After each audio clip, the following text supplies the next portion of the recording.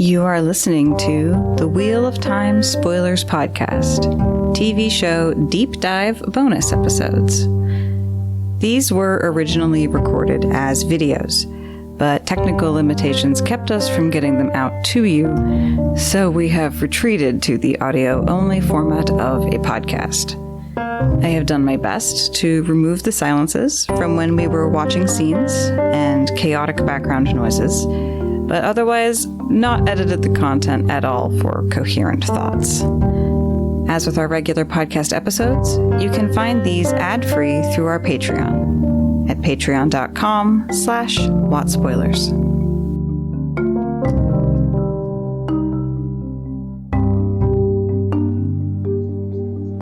All right, well, welcome back. We are here for the Wheel of Time Spoilers Podcast. This is our deep dive into episode 5. Episode 5 was a big one. It was probably the most divergent and yet at the same time most convergent episode of the Wheel of Time I think I've seen so far. It was a really heavy one, very impactful, and yeah, really showing us how far out of Oz we are at this point. There's a lot of, we're still doing Wheel of Time, but you do not know where we're going, and it's getting really real. Like it's not that my enthusiasm is waning, but it is maturing into a slight sense of trepidation of like, I really don't know.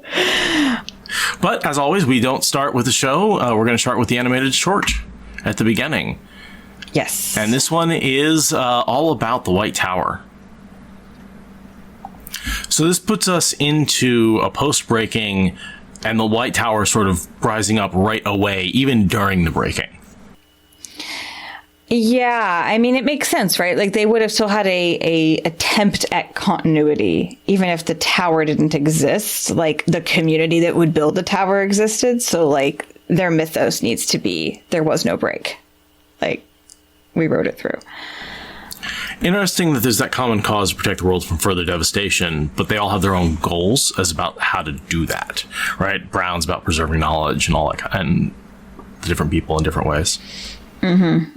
Also, just gotta love the epic stairs. It's not an awesome magic person building unless there's epic stairs. Yeah, if you can't have something that wouldn't actually support itself in real life, I mean, what are you even doing with magic, right? Like Exactly. Yeah. Like, every builder in the world is like, wait, you can do what with materials? Excellent. Yeah. Every engineer is like, material science? That's really, honestly, like, every engineer in the world, when they hear about channeling and Quendiar, go, material science? That would change everything. And, there's a huge, anyway, so. Yep, nerd's gonna nerd. Nerd's gonna nerd. And again, so straight out of the books, right? The dialogue, where you get the ring. Now, my question is, and then later they say you choose the Ajah when you become Aes Sedai. So you don't choose an Ajah as an accepted. Mm-hmm. So do they get the stones as accepted, or do they just get the ring without a stone? Is that how you identify an accepted? I'm guessing ring without stone. Either that or the stone attachment actually includes part of the gold work. So you have a much simpler, plainer band. And then there's like a whole, like a engagement ring, wedding ring combo kind of deal. Which would make a lot of sense with the whole like monastic nature of how the Aes Sedai are and all of that. I hope they give us details. I want details. We did see Stefan pop it out during the funeral. So that is something that comes out. Something else to notice, Egwene with the 7 rings, one for each Ajah. I don't think that there's one for each Ajah, but there are 7, and she grabs them like she owns them because she is the Amyrlin in her heart already, because she is Egwene. Yeah, I mean, I think there's duplicates of a couple Ajahs, but there's one ring. There's 7 rings, 7 Ajahs. Yeah. Yeah, her protectiveness of the Aes Sedai is starting here. I don't know if we want to go through these, but it's, again, straight out of the book. So there's some word choices that are interesting. The green warriors, pretty typical. The browns, healers of everything living. No, yellows. Interesting, that includes yellows. Sorry, yellows, healers of everything living. Yeah, I thought it was interesting that they have the plants included in that. Makes sense, but it's not so emphasized in the books. Agricultural stuff seems to just be randomly scattered. I like that they're making it more yellow. It fits. The healing of the land as well, too. I like that. Totally. Idea. Healing of the world. Healing of Rand.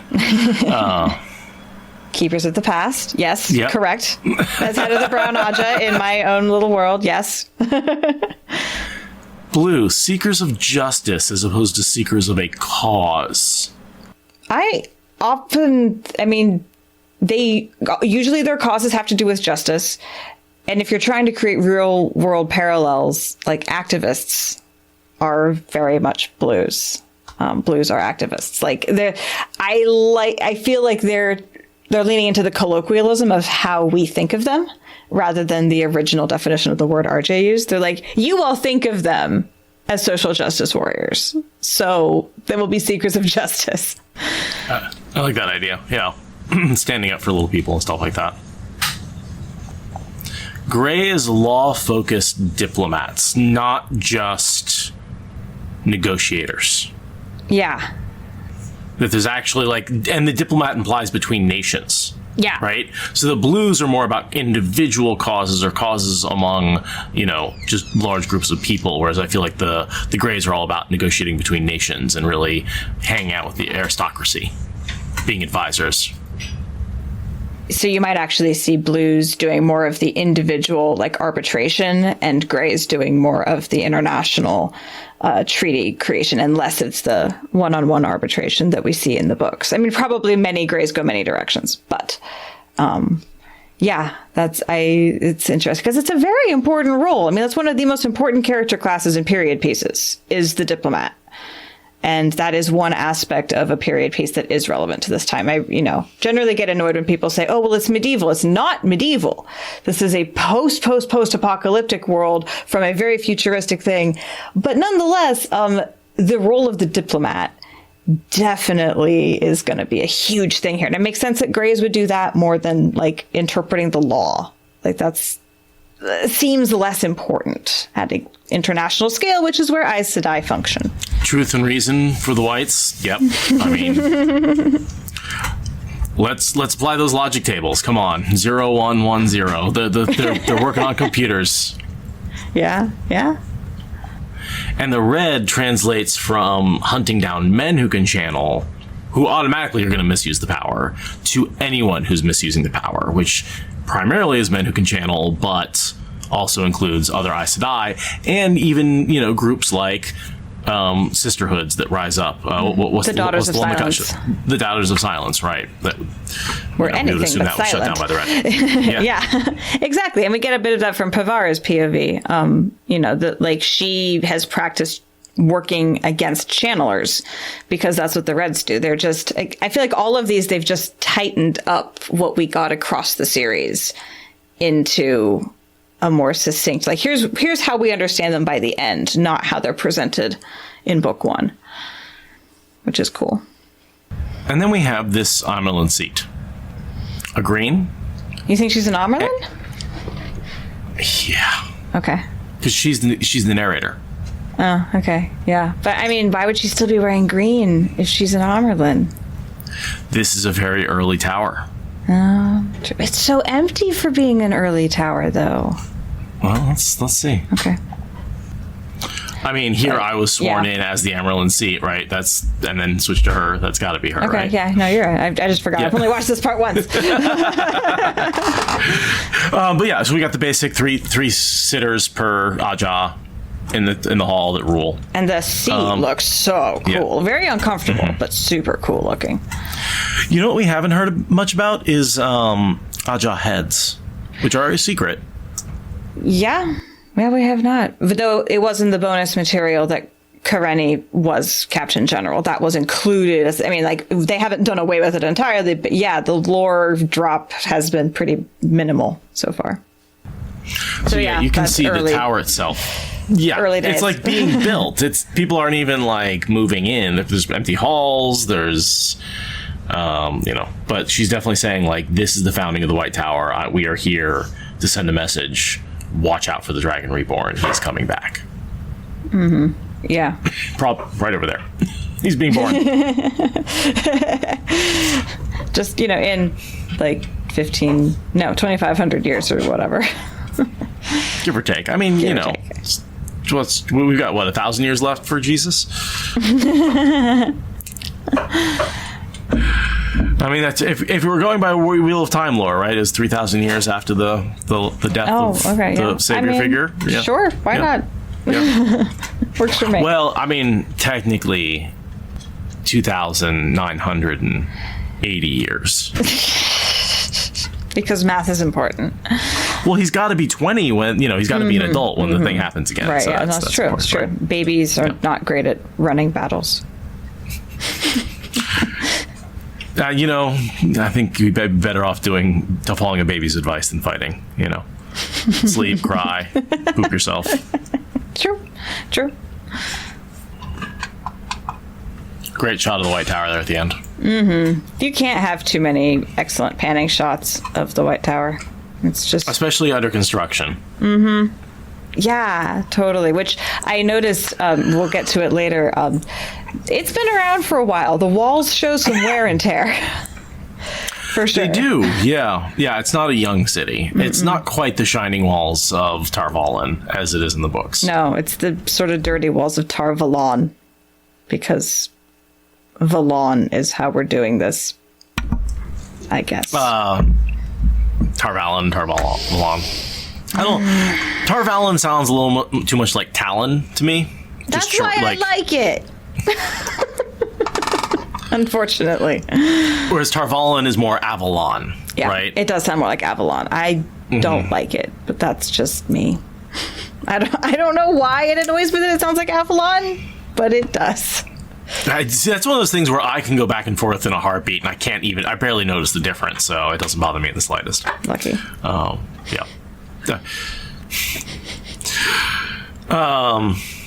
Yeah, you gotta wonder if they filled in the island to make it the right shape. It's very important, earthworks, Someone was channeling to make sure that we had the right sort of symbolism, Ionic symbolism between the mountain and the island. Indeed.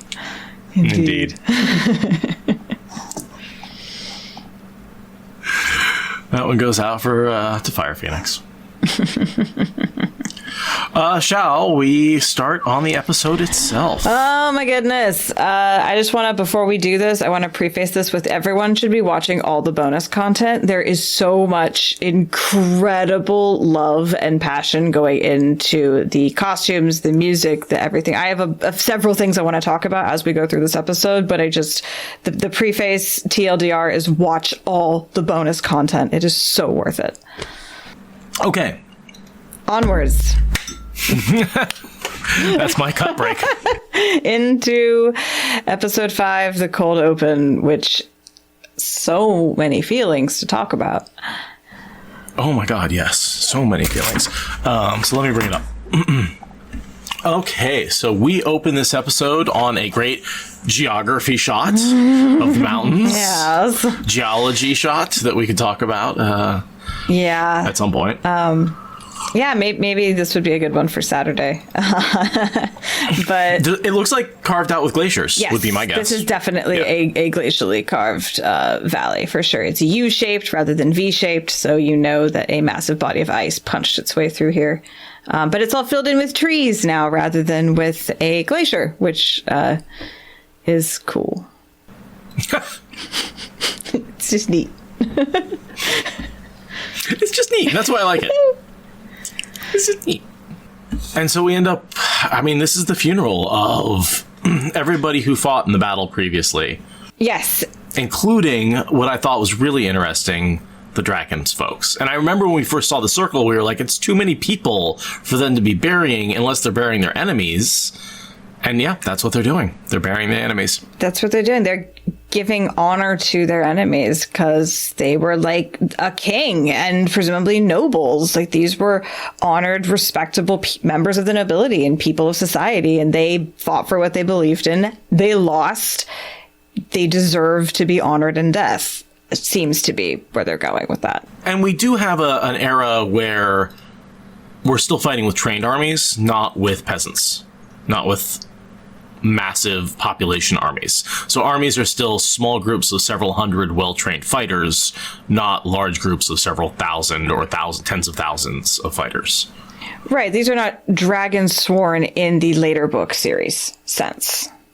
These are the kinds of armies that Rand gathers at first. And oh man, there's so much about this. First of all, I just want to speculate on what the stripe is on her face. I want to think that has something to do with either her being a Borderlander or being green. The other greens don't do it. So I'm wondering if that means that she is now the highest ranking one of them. And like nobody else outside the green knows that, obviously, because heads of Hodges are supposed to be secret. But like they all know that she is now the de facto green head for the group until they can get back to the tower. Or some, because none of the other greens have it. I thought at first it would be like a green morning thing, but the other ones don't do it. So the only thing I'm thinking is maybe she's closer than the other ones. She was closer to Kareen. It's more of like her friend in particular. So she is mourning. She's sort of leaning the mourning circle or something. I imagine it's more of just like the priest at a funeral. And she is doing this Colning. Yeah. Which is, I read about that. Again, something you can get in the bonus content is Rafe talking about this, but Colning is, and I did a little research, just a smidge. So it's this noise that you can make with your head voice. So like that, the nasal passages up here, it's like a really high, like vibraty sort of thing, but it carries like a motherfucker. It is the loudest noise a human being can make. And it is a traditional herding call in like Scandinavia. Because it will bounce off of those glacial carved valleys and carry up the valley and call the cattle or the sheep to come back. And people keep saying that only women make it. That's not actually true, according to 5 minutes of being on the internet. Men can do it too. It's just more traditionally a woman's thing, presumably because women were very associated with herding. But anyone can make it. I wonder if it has to do with frequencies as well, that like only women can produce that higher frequency that carries then as well. It could and that be. Like men can do it, it's just not as good and doesn't count therefore because they're not in the same frequency range. It could be. There was a whole digression on Wikipedia about the acoustic properties of it, which got into like levels of words I didn't understand. There's some very specific properties of it that make it carry a lot farther and like not drop off with distance in the same way that most sounds are. So yeah, it could be that there are frequencies that generally smaller heads and larynxes are better able to make. But there are recordings of men doing it. Like it's not like only women can do it, truly. It much like the throat singing at the end. It's a very masculine sounding thing. Women can throat sing. That's absolutely a thing. But it still works to the symbology that Rafe wanted was to have a woman's sound for the first funeral and a man's sound for the second funeral. And it's beautiful and it works so well. Yeah. And yeah, it's just, Rafe like posted that she did it. Like, I mean, this is very much Alana doing this. I'm assuming Priyanka did this. Even though the sound is totally desync from the video because mourning is a fucked up situation.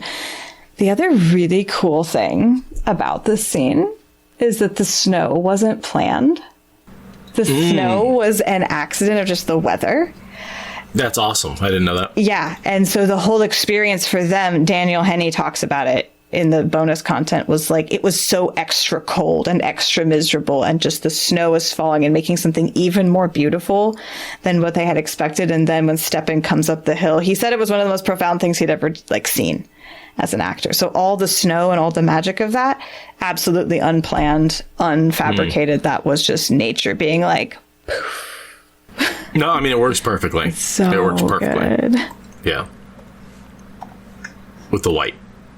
The king with the circle, but then all the graves are also in the circle. Love that. And yeah, I like the way they've cleared off that. The circle of cleared off snow really, really does add a lot to the imagery that they're showing. That's just sad. It's so tragic. it's so heartbreaking. Especially knowing what's coming for him. Mm-hmm. It's inevitable at this point. It feels inevitable. You notice there's like a missing grave or two in the circle? I didn't count. 33 graves is what I counted. Let's get to that shot and we'll talk about it. By the way, you notice most of them are wearing shawls? Or some sort of like Priyanka's wearing something that could be considered a shawl. Leandrin's wearing something that could be considered a shawl. Yeah. Right? Like these are over, like they're not shawl with the symbol on the back and a very fancy type thing, but they are keep you warm shawls. I think people would not like it if I described them that way, though. Nynaeve tugging on her braid in anxiety. Yeah, holding on to her braid because she doesn't know what else to do. Yep. So there's the stone is definitely in there. Yeah. And then he goes to push on it, and then we cut. Yeah. To Lan. And when he puts it on his neck, no stone. Yeah. So he leaves the stone with her. So he must leave the stone with her in that scene. Yeah. Which makes sense because he knows he's returning it to be melted down. The stone, it doesn't make sense to put the stone into a gold melting thing. No, it doesn't. It doesn't. It was just interesting, like, when does the stone come out? Yeah. It's not when she dies. It's when he actually does remove it. Yeah. And I did notice throughout this whole scene, Lan still has the blood on his neck from where he got cut. Yeah. Yeah. And we've seen the symbolism with the candles being a soul and with the Festival of Lights in episode 1. So it was interesting that they continue to use that idea that there's one candle per soul. So yeah, this sort of infamous shot, I almost, it's very symmetrical. I counted there's 33 graves in sort of pairs of 2. There's the same number on there's one more on the inside circle than on the outside circle. Which makes me wonder if basically the last grave that would complete the outside circle is Stefan. Because he's already dead. And that would make them equal numbers. Yeah. It's just a thought. I don't, doesn't work out. I couldn't make it, 3 by 3. I'm surprised there's only that few people, honestly, that died. I mean, maybe they decided some of them are ragamuffins that deserve to be left for the vultures, but I guess that's a lot of dead people. What am I saying? It's a lot, but it's not. Like, I don't know. Like, I'm used to do might as well sort of numbers. It seems like not a lot. Right. And I think that's good to start with these levels of numbers of dead. But yeah, there were a lot of people running through the forest, but it was still, it felt like maybe 50, 60 people. And if half of them die, right? That seems a little more realistic. Yeah, I suppose so. Yeah, they're really shallow graves, too. I feel like... That I noticed, yeah. Maybe it's because the ground's frozen, because they're in, it shouldn't be. I don't know. I'm a little perplexed at how shallow the graves are, but I'm going to allow it to be hand-woven aside.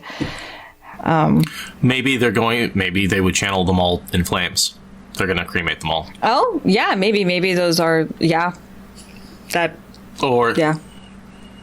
Or just make a mound over it, so it's... but yeah, I mean, even if you made a mound over the whole thing... You'd have to put stones over it. I guess if you built a whole... If you made a stone cairn over the bodies, then that would work. But dirt alone, and they'd be desecrated by scavengers, shall we say. Yes. So I'm curious, they don't show us what their plan is to prevent that, or if they're just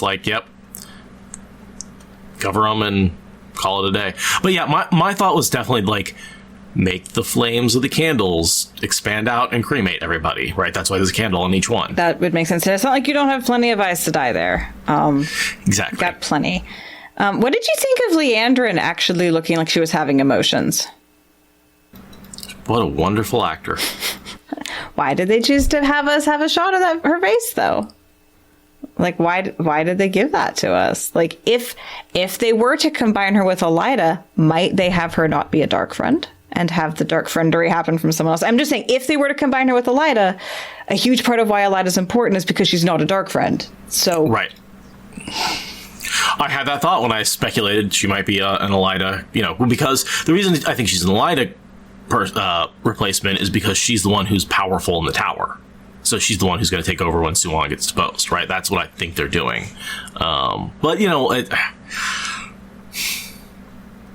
a remix, and I don't know what he's, you know, pulling this from that person and this from that person. It might be, I don't know. That's one of those things where this is spoilers, not speculation podcast. Oh no, there's speculation. And I have no evidence. We're speculating. But my speculation is I don't know what he's going to do there. There's too many options. There's a lot going on with the politics. Could Elida still be in Camelin? Could we have in the next episode Suwan being like, so, yeah, I was hanging out with Elida and blah, blah, blah, blah, blah. And we're like, oh, well, I guess obviously she's not being combined. Right? Like, I don't want to put my chips down on anybody being combined with anybody, especially not permanently. Like, I can definitely see maybe Leandrin taking aspects of Elida's personality, but not all of it. Right. Or she is, you know, part Elida, part Galena, and we don't get Galena. Who knows? Yeah. I just thought it was interesting that they gave us a shot of her seeming to have emotions. Like, that they made that choice is like, why are you making me doubt that she's a dark friend? Why are you doing this? Because they want you to doubt she's a dark friend. That's the whole, like, dark friends aren't emotionless robots. They can still mourn. They have, like, the whole thing about Dana is they spent so long building her up and saying this is what a dark friend is. You're going to like her first. Yeah. That's true. They're doing that. There's no reason why they can't do that with Leandrin. That's true. It's true. Yeah. Anybody can be a dark friend, especially the ones you like. Yeah. The last thing I have that I really like about this section is that the only words spoken are the Borderlander death blessing. That's the only words we get because she's a Borderlander, and I mean Lan and Moraine's eye contact that starts here and goes all episode. Lan's relationship with Steppen that goes all episode. There's so much meaningful eye contact and body language and unspoken stuff. And they set you up for that with the only thing that gets said is a death ritual in the open. And I noticed the 8 Aes Sedai are in the middle and non-Aes Sedai are on the outside. Yeah. Except for Steppen, who is there with his Aes Sedai. He's on the inner circle. Right? The Aes Sedai are in the middle, and then Steppen's in the inner circle, and then everyone else is at the outer edge of the outer circle. But he gets a lot of honor. He gets given lots of honoring in the procession with the Aes Sedai because of the fact that Karenni died. Yeah. What do you think about this being again, a clock to me, right? Because it doesn't quite divide by 12. It's 33. If it was 36, but 3 graves looks like they'd fit perfectly in the missing space. And then you'd have like 3 graves per hour. I don't know. I think you're doing an irradia. I think you're irradiating this. Damn it. Okay, moving on.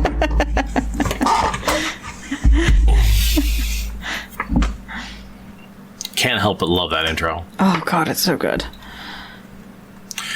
All right. Should we talk about that? I love it. Makes me very happy. Yeah? Yep. Okay. My stomach dropped when I saw it. I was like, 1 month later? What are you doing to me? Like, you're killing me. A whole month. I mean, and I get why. And I'm glad they're telling us, like, yes, this is how much time has passed. Like, it's a few days and then a month. But I was like, oh, clearly cutting out all of the journey with Matt and Rand. We're cutting, here we are in Tarvalin. We are cutting out all of the internal monologue that happened on the road. Yep. We are leaving that as an exercise for the rereader. It's outside the scope of this TV show. That Just skip that chapter. So this is the same party a month later. My favorite part of this, Karini's boots backwards on her horse. I didn't know what that was until I saw people talking about it on Twitter. And I knew now I have learned, and it's heartbreaking. It's so sad. I was like, of course that's her boots. That's the funeral horse. It's a funeral procession. And the way to show that someone has died is you put their boots backwards in their stirrups. I mean, I figured that's what it was. I just had never heard of it before. And then, everyone is like, oh my God, the symbolism. And I had to, Google it. And it was, yeah. And for a whole month, like, that's what really kept hitting me about this was like, this has been the state he's been in for a month, is just leading her horse home with the boots backwards and having her ring around his neck. And that is the fugue that he is just in and has been in for a month. Gotta make it through this. That's all he wants. He'll return her ring. And that is the last thing that he is going to be able to make himself do, is return her ring. It's his duty. It's his final duty to her. Right. Some part of her has to go back, but then when he gives up that last piece of her to the fire, he has nothing left. Logain. He is so broken. Also someone who's been in a fugue for a month. Yeah. Also ready to kill himself. There's no cage with them. There is cage. One that comes in. I think that they send someone ahead and they're like, bring us one of the spare cages. We melted ours. I think they don't have an extra one, but when they get within inside of the walls, they can get one brought out for the formal triumphant procession. Yeah, and a little bit of collar around the neck. Yeah, that's a symbol that comes up so many times in so many uncomfortable ways. And then a chain attached to 2 bracelets. Yeah. Sad bracelets, basically. Yeah, they're just like, yes, leashing is a thing we're going to be doing with this. Yes, we're keeping that. But yeah, he's just been in an absolute terrible space for the last month. Notice they've got a bunch of porters or grooms or somebody who's like guiding all their horses. Like the Reds will deign to have men leading their horses along this trip. But yeah. It's a good point. Yeah, the guy with the beard. There's a couple of them. They're not warders. They're dressed all in gray. We saw them at the Aes Sedai camp as well. It's just they have servants, basically, is what we're seeing. This brooding man at my side. I love that line. That was so good. Oh, yeah. I really liked that whole little, but I liked the whole speech, but the way she ties it up was just like, oh, you two have been together for like 20 years. You're so cute. And look at that grin on her face. They're both smiling. Mm-hmm. It's just like, yeah, we're home. It's finally the end of a very, very tough journey. Leandrin says later on in the episode, it's been over 2 years since they were back last, and she only ever pops in and out at all anyway. So yeah, it's this is a whole new phase for their career of trying to deal with the Dragon Reborn situation. That look right there. That way, whereas I gotta go see if I can grab his side eye. Yeah, you keep going forward. Yeah, well, all right. Anyway, he gives a little half smile. It's a beautiful Lan expression, for sure. There it is. He's so skeptical.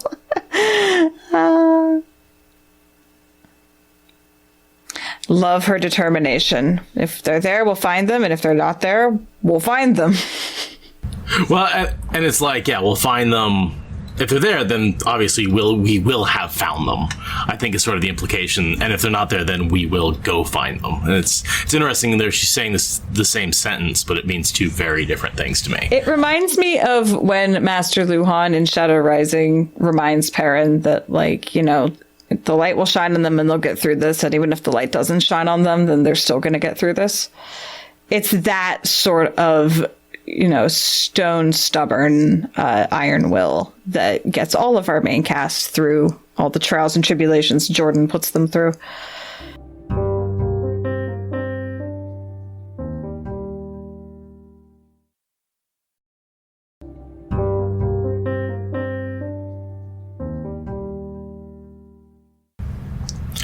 Love Rand's cloak. Still wondering why Matt doesn't have a better cloak. Yeah, he's clearly upgraded his cloak, but somehow it's just as shitty as the one he had before. which is just like, dude, what are you doing? And I think Rand still has the sheepskin cloak on underneath. He's just got that sheepskin coat on underneath. He's got the cloak over it. Agreed. I still think that's the same bathrobe he's been wearing this whole time. It might be. Yeah, but that look of him is just like, book readers know all the shit that they have had to go through. Everyone else who hasn't read the books can assume all the crap that they had to go through. It was a bad time. They were on the run. They were dirty. They were hungry. They were cold. We don't need to see it. We can assume. The one thing we don't see is any channeling sickness that may or may not have happened. Yeah. We also didn't get a description of channeling sickness as the way it happened. So, we don't get Rand up on a ship's mast going nuts. We don't get Rand confronting a white cloak. None of that seems to have happened. And as far as we are aware, it's not going to. It seems like they may have dropped that as too exposition heavy of lore, which I'm fine with. Channeling is complicated enough to show. They need to tighten that up somehow. I can see it more with the way the people, they glow inside and they're like, you're drawing too much. Like, I can see where they get really close to maybe Rand just drawing too much, and that becomes the danger, not the whole sickness part of it. I never understood the whole sickness part of it. That always felt like a serious eye of the worldism to me. It kind of made sense, but it never really played a factor. It didn't seem to matter much, but it was fun world building when RJ was first fleshing his world out and seeing what would make sense. Yeah, I mean, I always liked it from there's a sickness that kills you, and this is what it looks like, and it has symptoms, and it's not obvious. The exact mechanics of it don't really matter. Yeah. Sure. Yeah. This road sign behind you did get translated, and there's a bunch of different ones, and they're all the cities on the road, on Camelin Road, just in different orders, depending on which road sign you're at. Yeah. Yeah, I assumed that without even looking it up. I was like, well, clearly those are directional signs on old trading routes. I mean, I don't need to know I know what that says. I'm a geographer. I can recognize wayfinding when I see it. We see Ulver there, about to run into Matt. Ulver and Matt's first encounter. That would be kind of funny. He's snapping at children. He's pissed. Yeah. But also, go back. The kid gets in front of him, and then another kid gets knocked down. Hold on. So he's walking. Watch this kid run up behind him. There is a smaller kid behind him. Got it. It's like, dude, that was not okay. Yeah, you just screamed obscenities as a small child. Yeah. Like, what is wrong with you? For running by you. Well, he bumped into Matt near where the dagger is. Like, he doesn't want to be touched by Nynaeve at all later. Do not touch him near his dagger. Euphemistically or otherwise. Yeah, they're in about the same place. No, it's looking at you like you're a fucking crackhead. Yeah, that's not a month without a warm bed. That's being eaten from the inside out by evil. Yeah. It's not Black good. Fungus. Yeah, you're literally molding on the inside. Your soul is moldy. It's not good for you. And I love just this whole episode is rife with background costumes. Right? That's the other thing. Like, it is full of people who are dressed up and looking great. There's a screenshot in chat that shows a man on a wagon that I'm going to headcanon as Almond Bunt because I saw that on Twitter and I liked it. Why not? There he is on screen. Why not? Right over my head. Yep.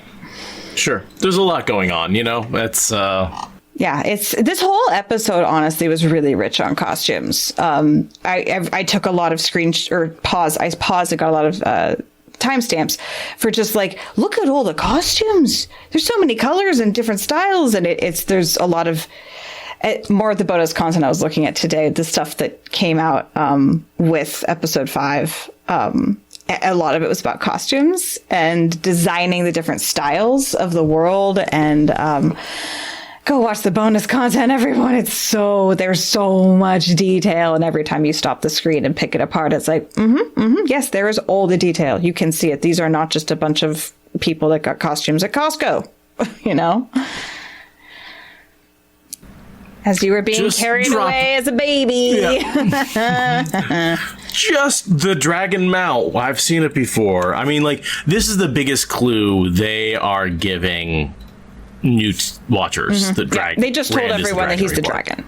They just told everyone that he's the dragon. Everyone. Yeah.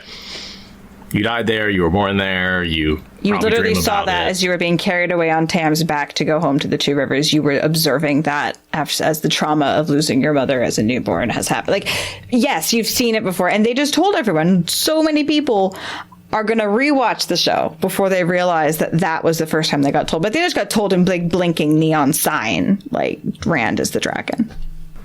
It's really interesting. We don't see Rand get to dragon mount during the series until Veins of Gold, I don't think. Yep.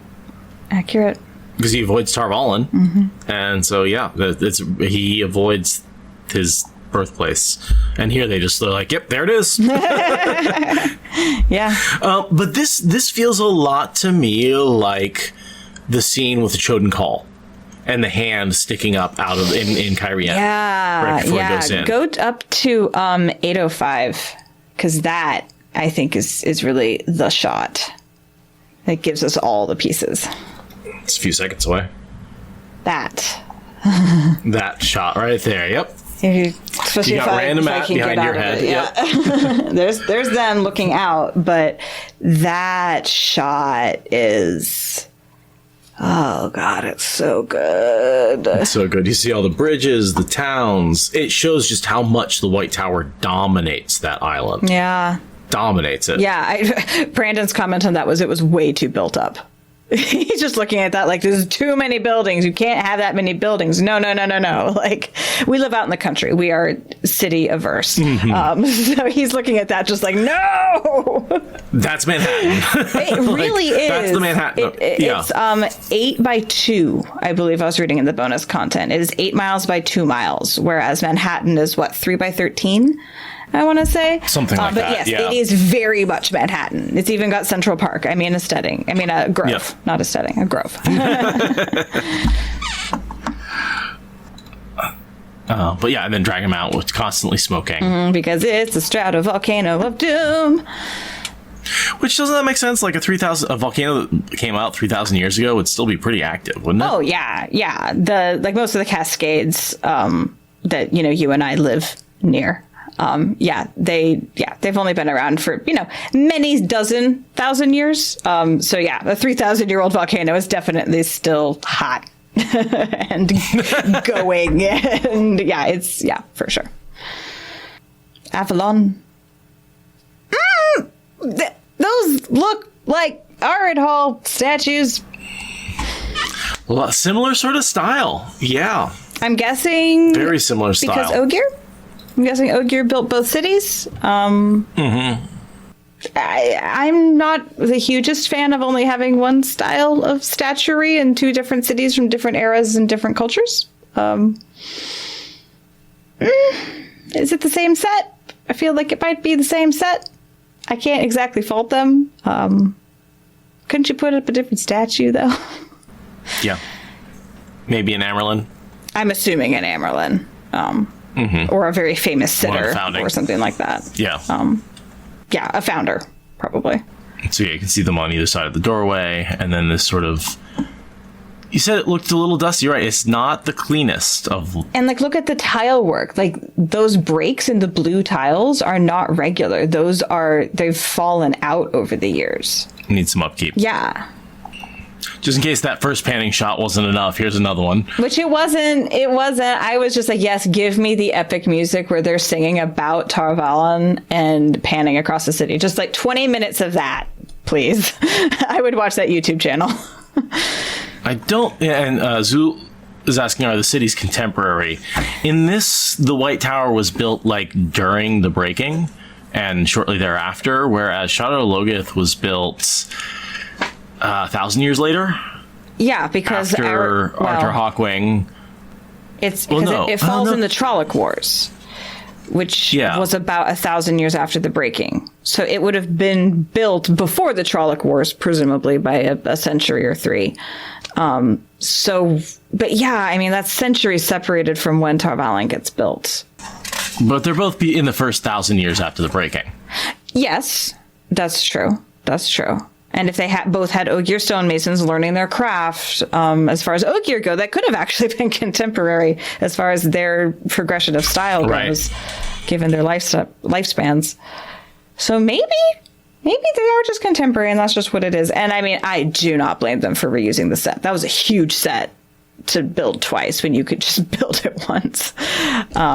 Which I think also now explains that shot that we saw much earlier, like in one of the trailers, where there's someone walking into what I thought was Eredhall, but had torches, and I was like, that makes no sense. It's because it's actually of Tar Valon, but it's the same set. So I'm allowed to be confused about that. Right.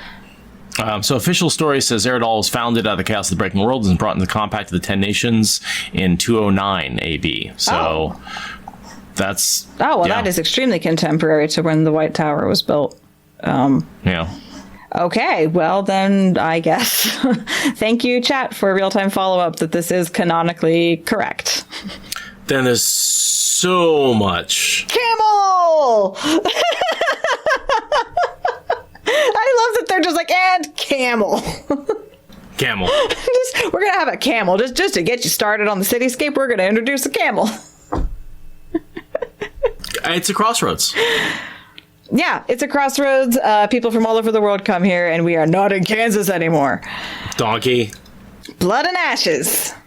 We got the curse. We got in-world cursing. Thank you very much. Mm-hmm. But yeah, I do. I agree that like it's almost like the carving and the walls are the same and the windows are the same. It's just like throw some vines in there and put people in it and brighten it up a little bit, and it goes from desolate city to bright, thriving White Tower city.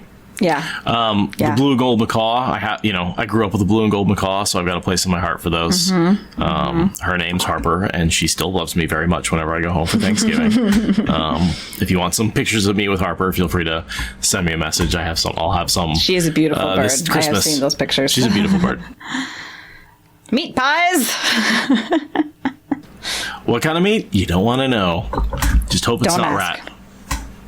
There's just so much. I can stop in the background and look at like the guy in the brown robe with a bunch of stuff like a wicker basket on his back, the woman selling bananas, the borderlanders, there's warriors, there's craftspeople, there's travelers. It's just every single person has been given a one-line backstory and a motivation for why they're walking through the set the way they are, and every single frame is just full of the collective impact of that. It's so busy. See that tinker with the pink and the stripes behind over your head? About that. There will forever be people I haven't seen in here. Ooh, look at that. Oh yeah, look at totally. Behind the pink over here. Yeah. The yellow and red slashing there. That's really pretty. Yeah. That's really pretty. See a guy with a staff, a kid in a purple robe. Looks like more Tuathwan. Yeah, there's awnings, there's sign shops. There's just so much color everywhere. Look at that shop sign with the scales and everything. Yeah, no, this is like we're advancing like 3 frames at a time. The patterns. That lantern. Like this cloth seller right here over your shoulder. Yeah, it's just so rich. And everything is very intricately carved, right? Like, look at that awning over your head. Everything it's a style that they're using to imply just this constant carving, and that goes all the way into the tower. I mean, the floors in the tower are carved like that. When people are like, well, where'd the money go on the set? I'm like, have you seen these sets? Like, they are uniquely created. Yeah. And they've moved the entire concept. The Queen's Blessing has a friend of Tom's. He's not quite as much a friend, but it makes sense because there's not the whole Camelin arc is out. So Basil Gill doesn't seem to be the character, but we still have Tom told them an inn to go to when they got to Tar Valon, or when they got to the city they were going to, I mean, Basil Gill has been cast, so I'm willing to bet, like, we just haven't met him, but I'm willing to bet he is still the innkeeper at that inn. Yeah, I think he's just going to be in the next episode. Yeah, I think he's being introduced not in the same way. I forgot he'd been cast. I'm surprised. Right? We've seen the actor who's going to be Basil Gill. I'm surprised that we didn't meet him in this episode, given that he was cast. Me too. I actually went back and looked, and I was like, wait a minute, we really don't see him. Huh. Okay, well, clearly his attachment to Tom is a little less because Rand bitches about the cost of the room. Oh, does he? Yeah, he says, I can't believe a night here costs more than a month at the wine spring, which means that Basil is not giving them a homeless youth being rescued pass. So well, I wonder maybe if he's maybe that's what it would cost, and he's not charging them the full amount. He's like, we're only paying half that, but it would have cost us a month, something like that. Yeah, maybe, or yeah, Rand maybe just didn't do the name drop. I don't know. I just thought that was interesting, especially because now he's been cast. It's so weird. Oh, whatever. Look at those signs and flags over my shoulder. Yeah, it's like hats. Are they fans? I don't know. And then there's a barber that you see in not too long over my shoulder. There's a guy who does barbering stuff in multiple shots. Oh yeah. There's multiple times a day when he's just out that's just a barber shop. Did you hear that? I did, and I saw him this time. I saw when I was doing my notes today. I saw him. Yeah. Oh, you just saw him? Where I missed him. Where was he? He is at 9:38. I heard the whistle. Mm-hmm.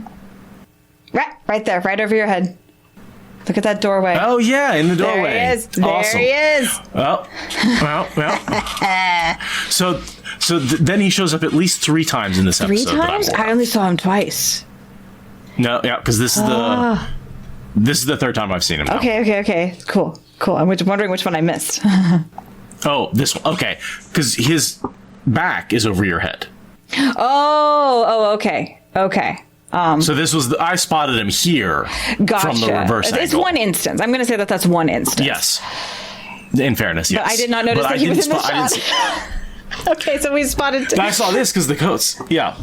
Because I saw his coat here, and you saw him from the front. Okay. Well, and the reason I saw him in the other one was because I wanted to get a shot of that barber guy who's behind you. And I paused it looking at him, and then I looked at the whole frame, and I noticed that Fane was also in frame. But it's really all about the barber. The barber is the point of this story. I thought it was the lake. Actually, there's a painting over. Yeah, look at this lamp, look at these paintings. This is when you talk about every frame of painting. There's so much going on every time I hit pause that I could look into detail that she's gorgeous. The rewatches will never be boring. Also notice that this is skewed because it's from Payne's POV. Yes, much like how Valda's POV is this perfectly warped thing. Fane's is just off kilter. Slightly tilted. Yep. Mm-hmm. I like it. Oh yeah, there's that line. So they just don't appear to have the same money problems they did. Rand has a purse. Which fits with them having more money in the Two Rivers, right? Just the entire... They've aged everyone up, and they've also wealthed everyone up. And also, they don't have the horses that they did have. So they could have sold the horses and then lived very frugally, knowing eventually they were headed to a big city. Yeah. Yeah, and I mean, they know they're going to the White Tower eventually. They don't have to, last much longer than getting to the city. And then they figure out what to do. And this is basically straight out of the books. Matt goes and just collapses and curls up and won't move. Yep. I mean, they're both exhausted after being on the road for a month. Oh my God. Rand's exhaustion of he's been telling himself, just get to Tarvalin. And now he's here and it's just the complete, now what are we going to do? How many times have I had this conversation that it wasn't Matt who killed the little girl? How many times has Matt been trying to convince himself it wasn't himself? Yeah, it's what he has been torturing himself with this whole time. That, and that is how his dagger madness is really manifesting, I think. Before it was suspicion of everybody, in the books, but we've skipped the travel and we skipped all the characters that give him reason to mistrust. So what is going to be at him and what is going to allow him and Rand to still have a bond, right? There has to be some reason why he still trusts Rand. It's because Rand is the person who can bring him back on, you didn't kill that, girl, because I saw it. And, that's why Rand is still okay. And everyone else is fucked, right? Matt can't deal with anyone else, but he can deal with Rand. But God, a month of this, of just watching his friends spiral out. And Rand thinks that he can channel, that Matt can channel. Like, he's holding that secret, having no support, no Tom to talk to. Like, is Matt going to start channeling and killing people? I don't know. Right. Like, poor dude is so... Yeah. That doubt. Where he does not know if he would have actually hurt her. Yeah. Inside the tower. At Orders Hall. I love how Nynaeve is like refusing to be impressed, and then she gets impressed anyway. But yeah, this is the warders' quarters, the warders' part of the tower. I can't quite tell where it is. I feel like at some point they say a line about how they're guarding the hall, but I have a hard time because the hall would be a lot higher up in the tower than where the warders are. Well, the warder hall could be not the hall of. Yeah, I don't. Now, it would be nice to get some better establishing shots of locations. I feel like they showed us the whole city and then interiors, but they haven't given us a lot of context as to where we are in the White Tower, in the city. Like, do a zoom in from that big panning shot to someone standing in a window. Yeah. Like, show, anchor these sets in. I feel like they didn't do a good job of connecting the overhead shot of the city with the interior shots. And that sort of connective tissue puts me a little out of place in the White Tower shots. I don't know. Are we high up? Are we down low? Are we dealing, like, where in the tower are we? How did they get there? Did they go through the city? Like, there's just, again, I want a little bit more to let this whole thing breathe. Yeah. Give me more connective tissue. It's a little bit too rushed. At the same time, POV storytelling, our characters are feeling very discombobulated and like they don't know where they are. So maybe we'll get more of that as we go on. We can hope at this point. And I assume this is just a room in the hall that they're like, this is an empty room for you. Yeah, I don't think that they're putting her in a barracks. This looks like a complete room, and it's just like, this wing is the warder's quarters. Here is a spare room. Mm-hmm. And being as that's where she feels safe. That's where she's been spending the time on the trip with. She has been hanging out with the warders. Like, it makes sense to put her there. And also keeping her away from the Aes Sedai. Out of sight. I mean, rumors are going to spread, but out of sight will slow that process somewhat. There's a lot of news to deal with. If she's not visible, maybe they can delay that issue by like 12, 24 hours. Look at the intricacies of the window and the carving. Like, yeah. They've done a very good job.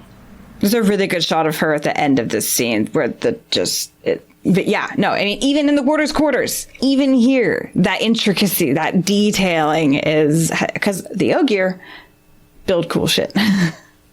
Yeah, with insane details. Eyes and ears. Eyes and ears. Definitely confirmed. Yep. Love that confirmation. In the closed captions, they're not capitalized, but I could hear her capitalizing them. Everybody shut the hell up. Eyes and ears. Stuck in. Oh my God.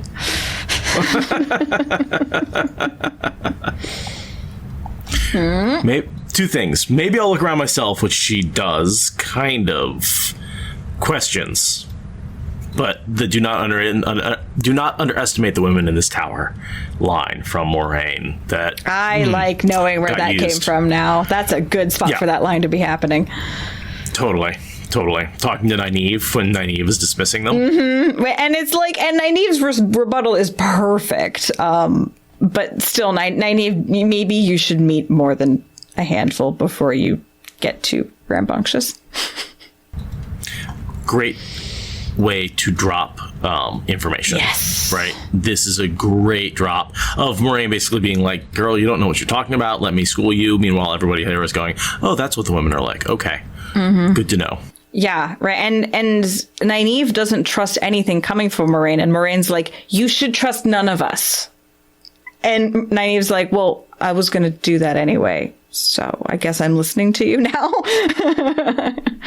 And I feel like this mirrors, I think, she give the same speech to like Elaine or Egwene. Sorry. Egwene. Egwene, where she's like, Egwene is like, well, what aren't women of the White Tower special? And Moraine's like, no, they're just women. Yeah, she says something like, you're afraid that being able to channel will change who you are, and it doesn't. It makes you more. It gives you these powers, but it doesn't change who you are. There are still people who are cowards and who are brave, and that ness about your personality will not change. And I feel like, yeah, I was also spotting that, a reiteration of that conversation here, which is important because Nynaeve has a lot of identity fear to work through.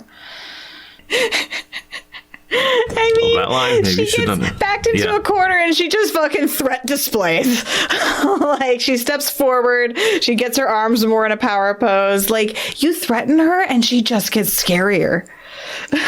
She did the same thing with Lan when she was like, you're in no position to make threats. Demands. That's not and threats, she says, promise. it's not a demand. Demands. It's a threat. I'm tied to a tree and I'm threatening you. Right. That's right.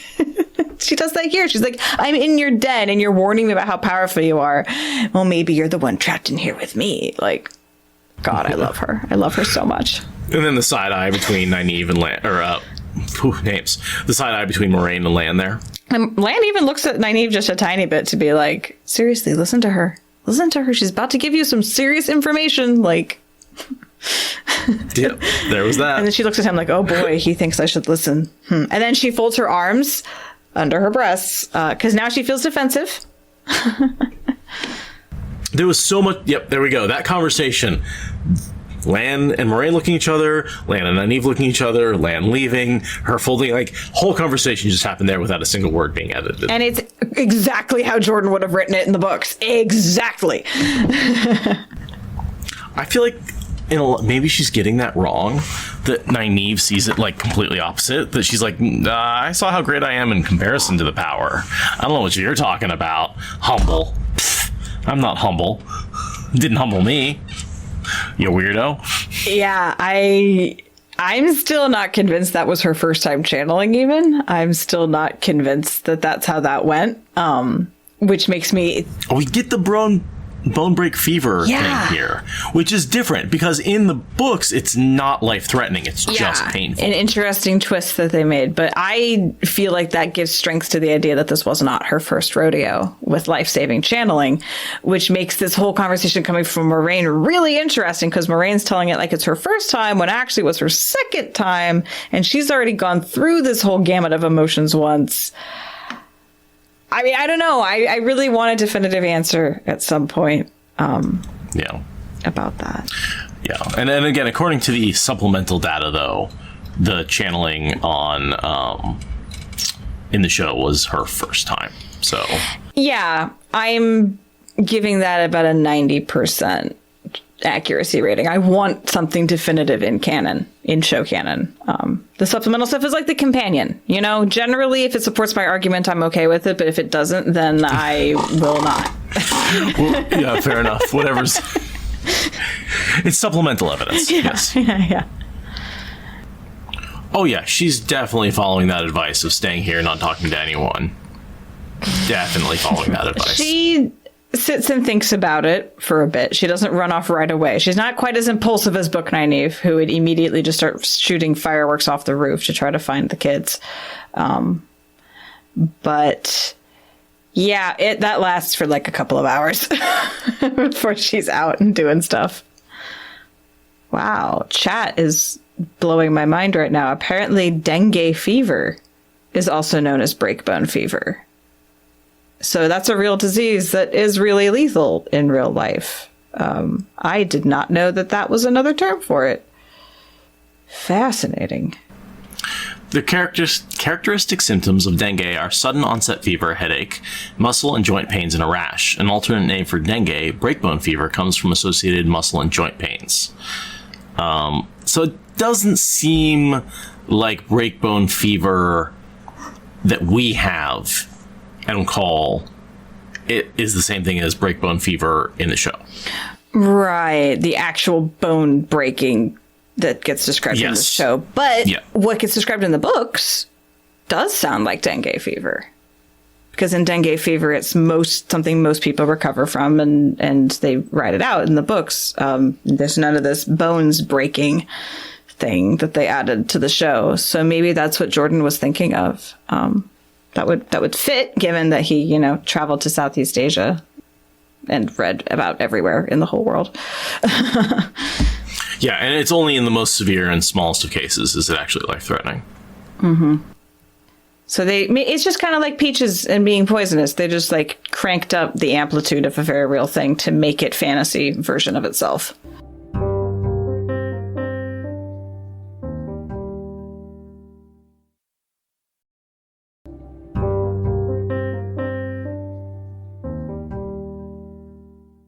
What do you think about that promise?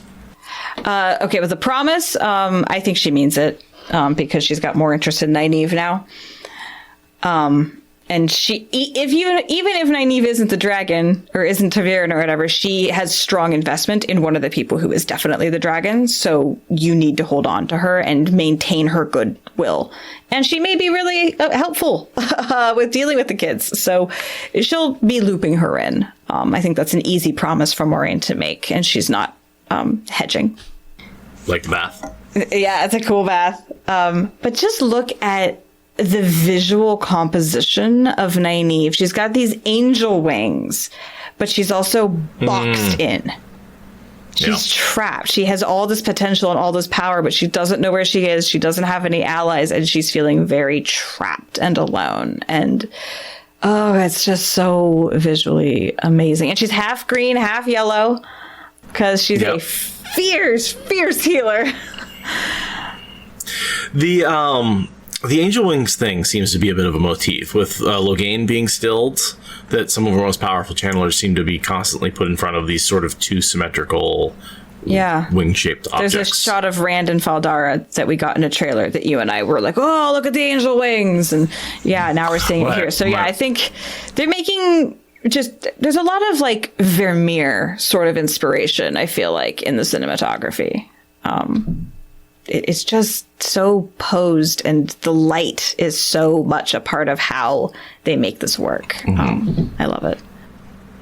Do you feel I've seen some criticisms where the characters are lit a little flat compared to their backgrounds and the scenes, that they're not doing a great job with that sort of consistency between background and characters. And I'm curious if you'd seen or looked into any of that. I haven't read anything about that. Most of the complaining, and I'm trying so hard not to get drawn into reading a lot of stuff. Same. Yeah. The only reason I bring it up is because it felt like an actual legitimate criticism without being a complaint. Yeah. Just be like, hey, listen, you could do a better job of balancing your background light and your character light.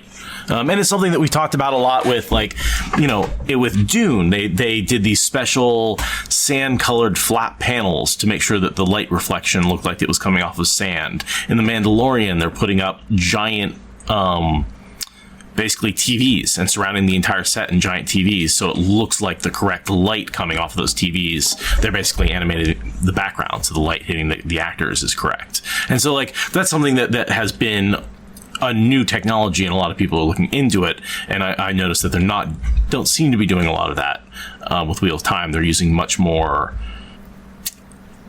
natural lighting and then set lighting. Yeah. So I hadn't really noticed that, but I also haven't really ever gotten much into cinematography and filmmaking from a technical perspective. I have much better ears for sound design than I have eyes for set design. Especially at the lighting aspect of it. I feel like that's like being able to hear a mix, right? Like that is a really intense level of being able to process stuff. And I just don't have that nuance. I can see that complaint being legitimate, though. I do feel like this is a different kind of lighting than I've seen in most movies and shows. And I can't describe how. I don't have the language for it, but there is something qualitatively different.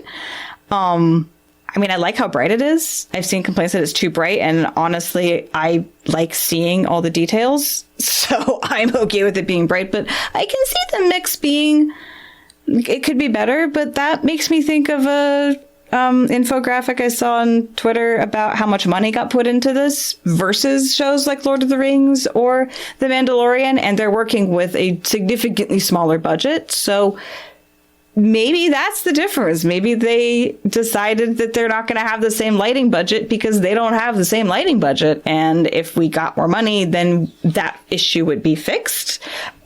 Wild speculation on my part.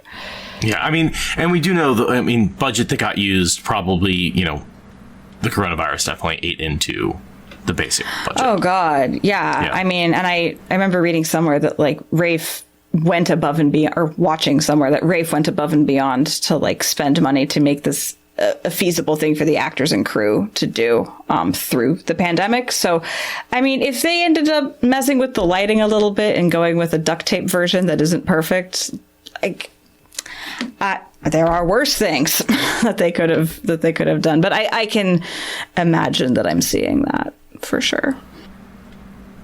The one thing I will appreciate is that I have not had any problem understanding dialogue, which is, I'm not sure if that's just because I've been using subtitles, but like I really hadn't had a problem understanding what any of the actors are saying, which I really appreciate in the sound mix. I haven't had a particularly hard time seeing Dune in the theaters. That was awful for sound. There was way too much bass, and the high end was completely squashed in the theater version of Dune. I couldn't understand most of that. That said, I have terrible audio fidelity. I can hear just fine. I just don't know what the fuck I'm hearing. And then I put headphones on and I turn it up really loud, and then I can hear most of it. And then I turn the subtitles on for my third watch, and that fills it in. And I can hear it fine once I've heard it once. Once I know what they've said, then I can hear it in the future. But my first watch, I'm like, I'm getting 70% of this, and the other 30%, I'll get it next time. I don't know. And we also talked about the difference between, I always have subtitles on and you don't. Right. And so that might also be why I'm catching all the dialogue the first time, because I'm hearing it and reading it. Yeah, but it is a lot easier to hear. I will grant you that. It's well mixed. I am appreciating the mix of this a lot. Yeah. Yeah, no, there's been a trend, and I've talked about this in music as well, just the over compression. And it's funny enough, that applies to the podcast a lot. Every once in a while, I get a complaint from somebody who says, hey, I don't know what's going on, but I have trouble hearing your podcast in my car. It's really quiet compared to all the other podcasts. And I want my response to be, yeah, the other podcasts are over compressed and amplified. Industry standards are sound an terrible. Issue. Or the lack thereof, I should say. Yeah. And so it's like... Yeah. And one of the things I've chosen to do with the podcast, and we're getting away from that a little bit, is give myself the dynamic range to both be quiet and loud. And that means that if you're listening in the car with a noisy road sound, chunks of the dialogue are going to disappear into the road noise.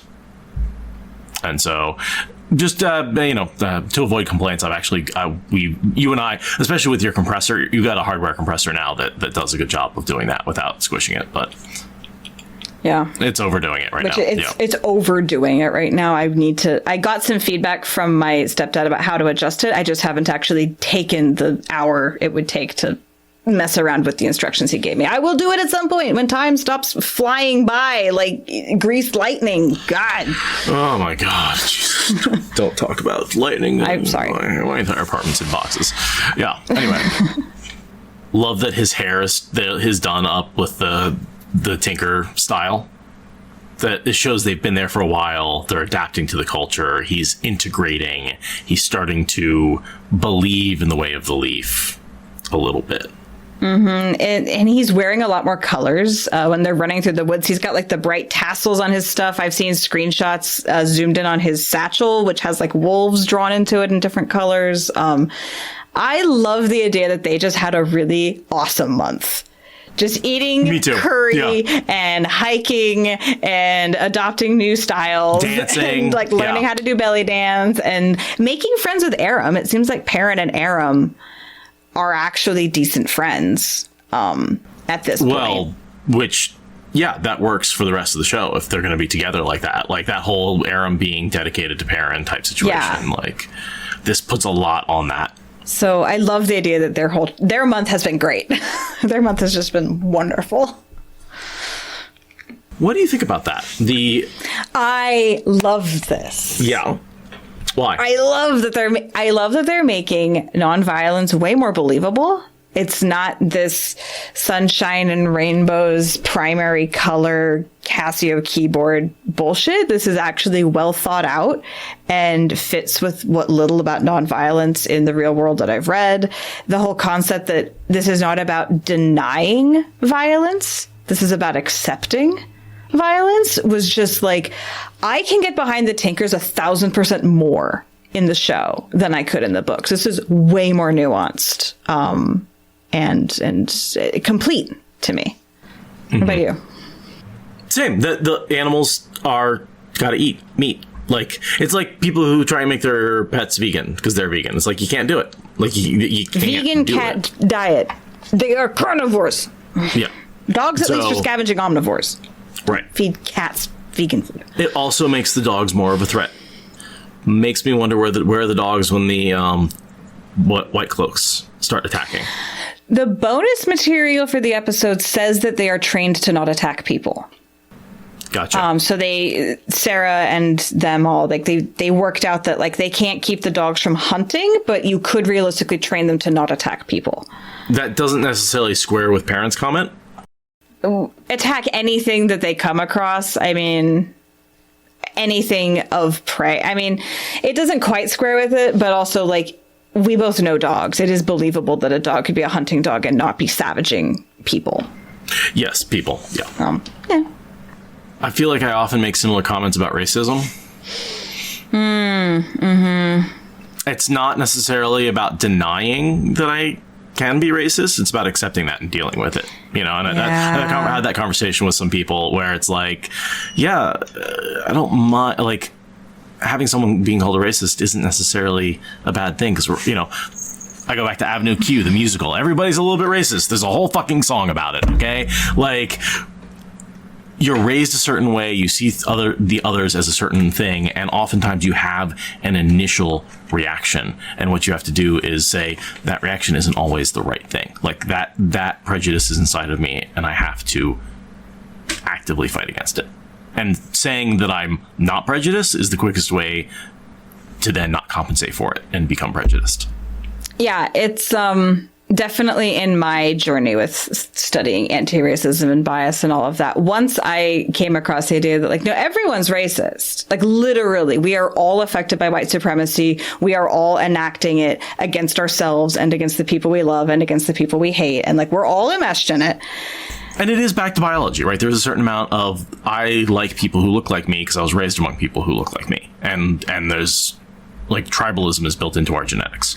Xenophobia is an unfortunately common primate trait. Yeah. Many non-human primates are very xenophobic, and there are places in the world where people still go to actual war with other primates, and it is a straight up hand-to-hand combat situation because primates are xenophobic. It is a really basic part of who we are. But yeah, once I was like, okay, so I'm racist and I just don't know how. I can't identify it. None of these stories resonate with me. But if I just assume I'm racist, suddenly I don't have to be defensive. Right, exactly. And when you're not defensive, you can hear what other people are saying and you can learn. And if you sit in that discomfort and just like, why am I so defensive? What is so bad about being called a racist? And you just sit with that for a couple of weeks, you start to learn a bunch of stuff about yourself, and then information starts to hit easier. And that was a huge turning point for me. And I still don't find a lot of empathy with stories about how I learned I was racist, and here's how I did a racism today. I read these stories all the time. Almost none of them resonate for me. But I don't think that means I'm not racist. I think it means that my experience of being racist is not the stories that I'm reading, right? It gives me a place of curiosity rather than a place of defensiveness. And from what I know about your experiences, you don't necessarily have an opportunity. that is you the live thing. in the middle of nowhere among a bunch of white people, right? Well, and my whole life is like that. I lived amongst very isolationist white people who drank their own Kool-Aid and didn't have any black people to show their hypocrisy on. Like, my white supremacy expression is much more about like white saviorism and assuming my experience is normal, and much less about being prejudiced towards people in my day-to-day life, which is the vast majority of what anti-racism conversations are. So like, it used to be like what? Only white people can isolate themselves on land they stole from Indians, never encounter a person of color, and be like, I guess I'm not racist. it's one of those, I used to be looking for like, I'm not racist. And now it's like, God damn, what kind of fucked up stew did I grow up in? This is the racism that I'm uncovering in myself. Like, this is really wild to pick apart. It's really wild. But yeah, if you just assume that you're there. Yeah, assumptions. If you just let go of defensiveness, like that is the real takeaway, is if you have approached things from a place of curiosity. Which is what Perrin is doing here to try to bring it back. Yeah, to bring it back. I was also say the only other thing I want to say about that is it's helped me to understand that everybody else has prejudice as well. That like, people of all sorts in all straps of life have prejudices in all directions, and there's no binary towards any all groups. It's all a spectrum, and we can all do better. Yeah, I'm trying not to make it a black and white thing because it's not. It's certainly no. Anyway, moving on. Cutting a bunch of that conversation, but not for our live audience. It was worth having. Yeah. I like that they include Curry. Curry, I also like that they're like, I'm joining the dogs, like that whole him. Perrin needs meat. Perrin he's a wolfy boy. He needs meat. And I love the little cultural touch of Curry. Again, with like traveling people who've picked up stuff along the way. There's a lot of what looks like Southeast Asian influences incorporated into the Tuatha'an. And they eat curry. Like, I love curry. Curry's delicious. I want curry now. I'm hungry. I'm done with the podcast. I'm going to go eat curry. Curry's also easy. Okay. No, curry is also easy to make. You can make it on the fly pretty much at any time. Yeah. Good travel food. Someone's also pointing out how colorful Aram is right now. He's much more in the tinker mood. Yeah, he's having a colorful day. He's eating his rainbow today. Perrin's lips, I also noticed, were very red. Don't know if that's just weird lighting. What the turnip curry.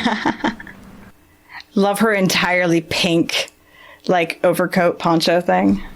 Oh, that's different than her previous one, wasn't it? Because that one was more brown. Yeah, she's got a complete Tuatha'an coat now because they've been with them for a month. They've been like making friends, doing crafts. Like, she's clearly had like one of the best months of her life. Just the way she gets bouncing up to them. Like, but yeah, she's dressed completely in a pink overcoat thing, which again, bonus content, learning about where that pink color got inspired from.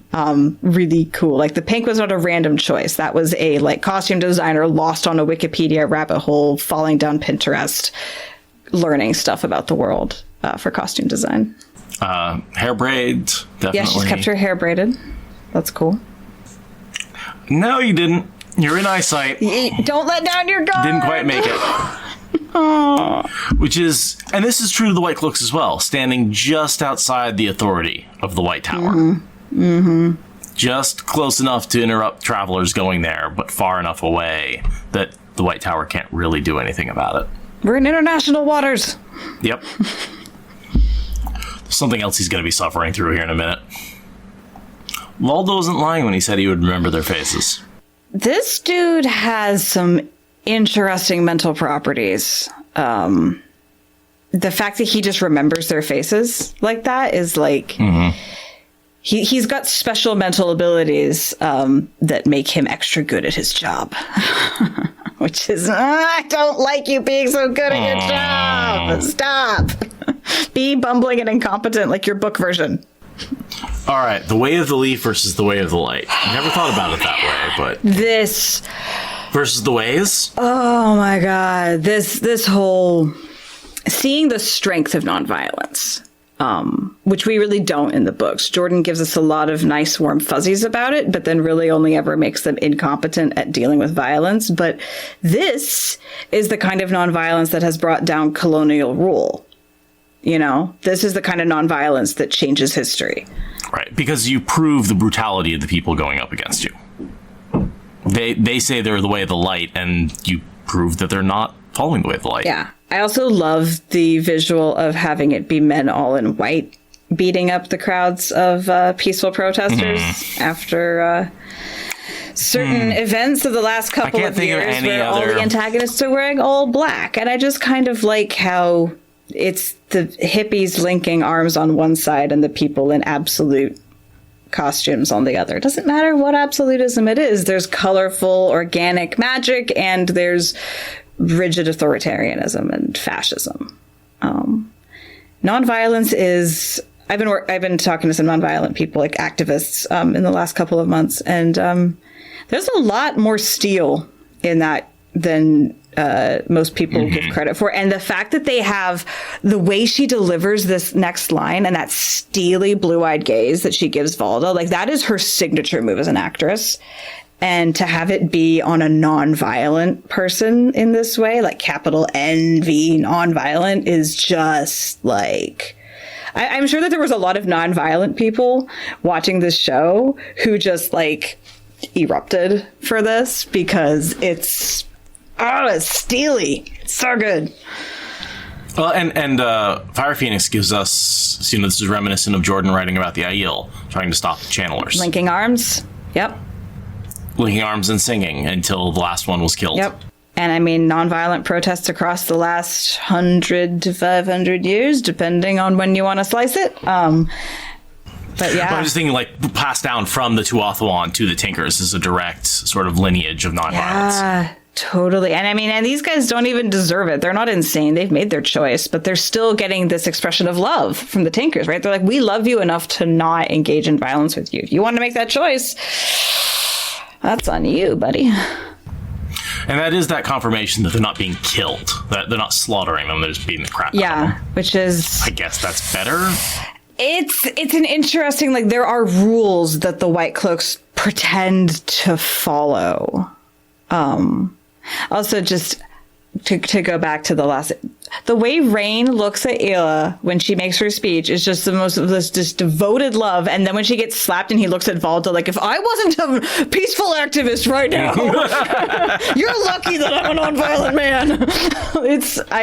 There's so much in that relationship. He has so few lines and they've done so much with it. We got to talk about these faces. These faces! What are these faces? What are these faces? I don't know. So many questions.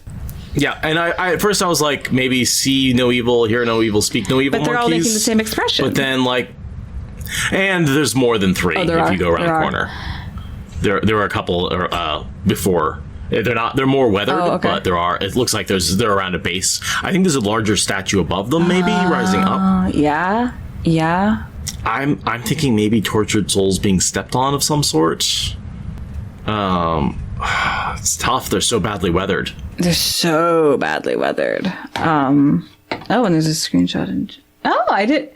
Wow, there's more heads than I thought. Oh, yeah, I like that there's some sort of statue to say, like, beware to the evildoers kind of thing. But it's from an earlier heyday of the White Tower or a civilization that built up next to them or a warning or something like that. Yeah, very, very weathered, though. And, yeah, very close to the White Tower. Any idea? I mean, one of the bridge villages presumably has just always been good to them. There are good people in the world. Aram gets knocked out. We assume that's not a death blow. Yeah, it can't be. He has, like, books worth of plot to achieve. He definitely just got knocked out. I think that this is why he leaves the wagons. I think that he tries to go after them and find out what happened to them and rescue them. I think this is why he chooses to leave the wagons. That's just my theory. But I think this is because he's on the brink of taking his leave from the wagons. I think this is going to be the incident that inspires that. Is it possible they were actually being slaughtered? We never go back to that group. It's possible that he goes back and finds most of he's like, the White Cloaks are bastard, but they won't kill Tuathalan, and he goes back and they did. I doubt it. I think they need to escalate. It didn't look like they were pulling swords, right? I do think that he's going to get back and they're just going to be bloodied. But he's not going to be able to not know what happened to Egwene. I think, and then he's probably going to have to go on some stupid adventures before he ever catches up with Perrin, and he'll never get to reunite with Egwene, and it's going to be a whole thing. But I don't think that they're killing them. They will later, but I think that they need to give us that assurance now so that they can take it away in a future season. And don't we need Fane to be the one doing it? Exactly. Fane, that needs to be part of how we know Fane is corrupting them, is because they've never killed Tuatha before. Oh, so that must be an outside shot of the inn. Yes, it is. Okay, with the green balcony and stuff up there. And the barber's still barbering down by you. Yep. We don't see a Fane shot anymore, do we? Next we see Fane is later. But, I mean, he might be here. I don't know. Love the library in the inn. Yeah. And then this is the shot that you said was, basically straight out of the book and maybe a little weak in comparison. Yeah. The more I watch it, the less I'm convinced of that, but I still stand by it as this is an example of why book to screen adaptations need to be adaptations, not shot for shot takes. I love it. And I love it more each time. I just still think it's one of the weakest moments. That doesn't mean it's weak, just weakest. Yeah. So I did look at the book. This is written in the Old Tongue. This is the Koreathon cycle, as he mentions. I'm going to pop up page 1. I did a little bit of straightening and correcting. Really? We need an unblurring, Matt. but we need a translation, right? But this is Old Tongue. I will pop up a little key up there on the left. You can see A, B, C, D, E, F, G, and Dusty Wheel folks, get on it. It's not Dusty Wheel folks. I have not had the time or the effort to make that translation, but I would. It is certainly possible that a good chunk of this can be translated. A good chunk of it is legible. If it's lorem ipsum again, I will send a firm letter. I think I translated one word that I think was wheel.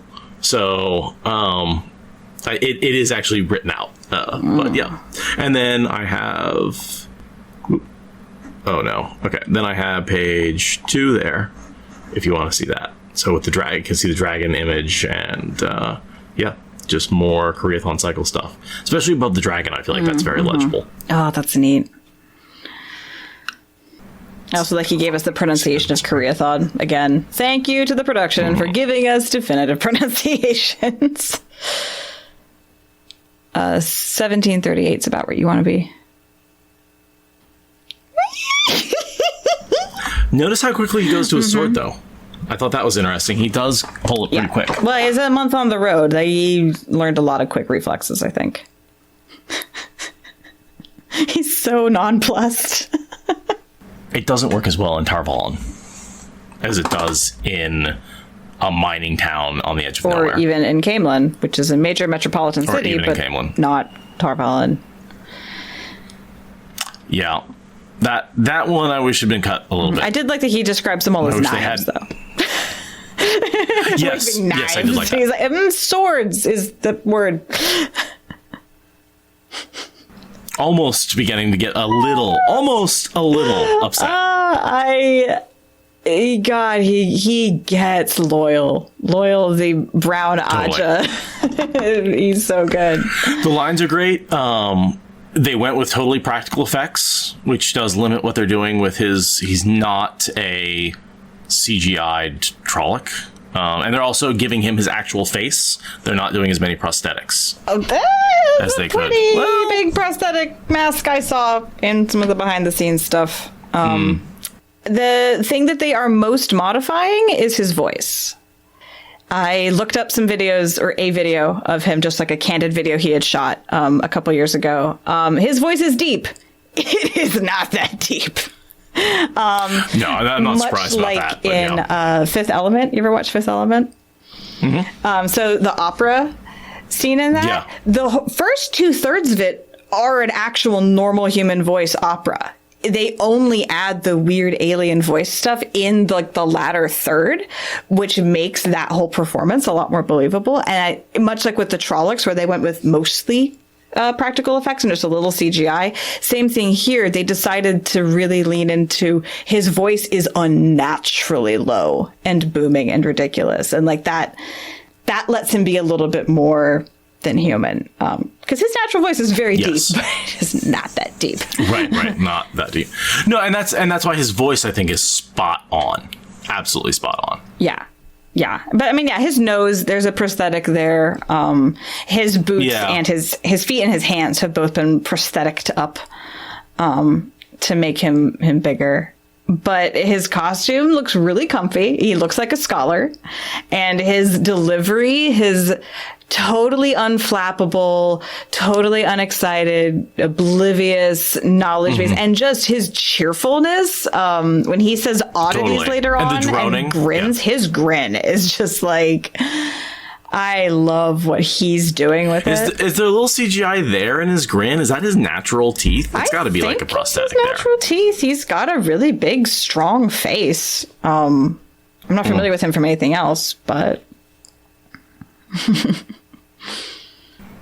Ogre versus Ogier. Do ogres even exist in this world? No, I think what they're doing there is being like... Rand doesn't maybe have all of his myths totally straight because they're for children. And maybe he forgot the eye, and we're just going to make sure that the audience... I feel like they felt that they needed to put that distinction there, so they just shoved a line in to make it work.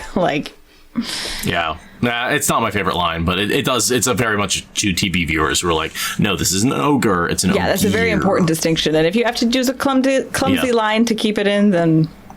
Oh, well. That's fine. Not loyal. Loyal. Maybe he was born with it. Maybe it's loyal. He's wearing a hoodie.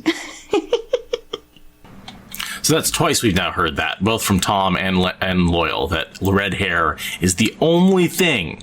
Like, literally, no other physical trait matters except red hair. Yep. And then you're Aiel. No matter what you say. And carries a sword. Yeah. I know. Say it. I know. Loyal would know that it's weird for an Aiel to be carrying a sword. I know. It would be one more oddity that he would point out. I like oddities. Yes, you do. Yes, you do. A girl I know used to read this book every day thought she was Jane herself, reincarnated. Is Jane a girl? Is Jane Farstrider a female, or is that referring to, because Egwene's a female, she would be Jane Farstrider herself, reincarnated? The spoken makes me think the former. The way the caption is written makes me think the latter. Interesting. Yeah. How's the caption written? I forget already because I just watched it earlier. But when I read it there, I could see how it seemed like a gender swap. But the first two times I heard it, it seemed like, oh, she thought she herself was Jane Farstrider. Because we know souls can change genders, so why would Egwene not see herself as a reincarnated adventurer? I prefer that interpretation. Or it could be referring to Jane herself, who is a female, and that is, it's actually a little ambiguous. It's one of those things where I don't think you can make a definitive statement one way or the other which gender Jane Farstrider is going to be based on that statement. Which I love, because it doesn't matter. It's a first-class adventure story. It really doesn't matter. And that debate just comes down to whether herself is referring to Jane or Egwene in that statement. And I think it's ambiguous. If they bring Noel in for later events, which I totally could see them doing, it'd be a great one season introduce and then kill off kind of character for, 7, 8, probably 6. That's when we would get an answer. Right. I mean, what if they combine Jane Farstrider with someone else, like, say, Brigida? What if... Well, we've got Brigida the doll. I know, but I'm just saying, like, what if they compress their lore into, like, some other... like, what if Jane is actually a hero of the Horn? That comes up in some... I don't want them to combine Jane with Brigida. I just, like... They're going to cut some corner somewhere, and now I don't know what to expect. So I'm just smashing all kinds of random shit together and saying, like, well, how much do I hate that? Would they do that? I don't know. Fire Phoenix says there are no commas in the subtitles, which makes it ambiguous as hell. Okay. Not that I would trust the comma, because they got Lord Captain wrong. They did Lord Captain, comma. Lord, comma, Jesus. Lord, comma, captain, as opposed to Lord Captain is one word. So even if there were commas, I wouldn't trust them to be accurate to Witch herself they're talking about. Yep. Yep. Statistics. He's like, well, no, actually, with 1 out of 7 billion people, your chances of you being this particular person reincarnated are highly unlikely. As likely as you perhaps being the dragon reborn.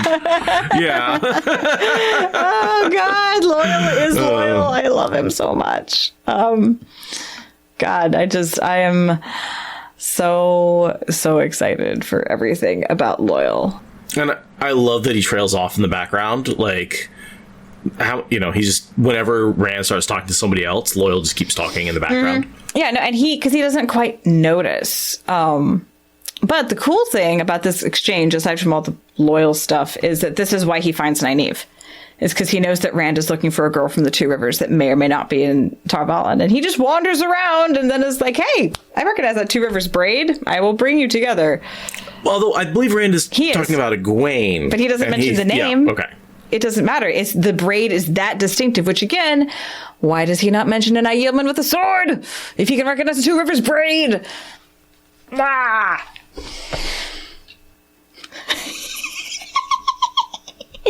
That hand movement is great. That you age so quickly. That was great. That drawing out. I love that hand movement. That really won me over for Loyal. That right there, when he said that was the moment when I went, okay. Loyal. Yeah, this whole conversation was just me going from, I don't like your costume design, and I'm worried that we're going for magical black non-human Fred, but oh my God, does he understand his character? And I love everything. Matt in the street. So, and that's why Rand's like, I gotta go, because Matt's wandering off. Not the paranoid friend with the scary dagger. Yeah. Come back.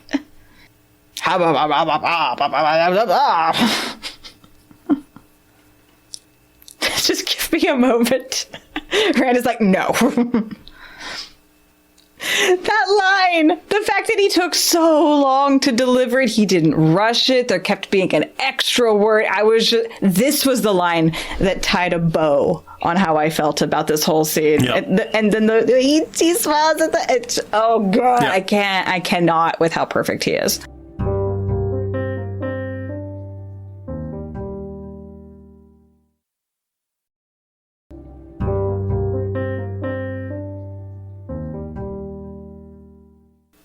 Okay, so many things in this frame.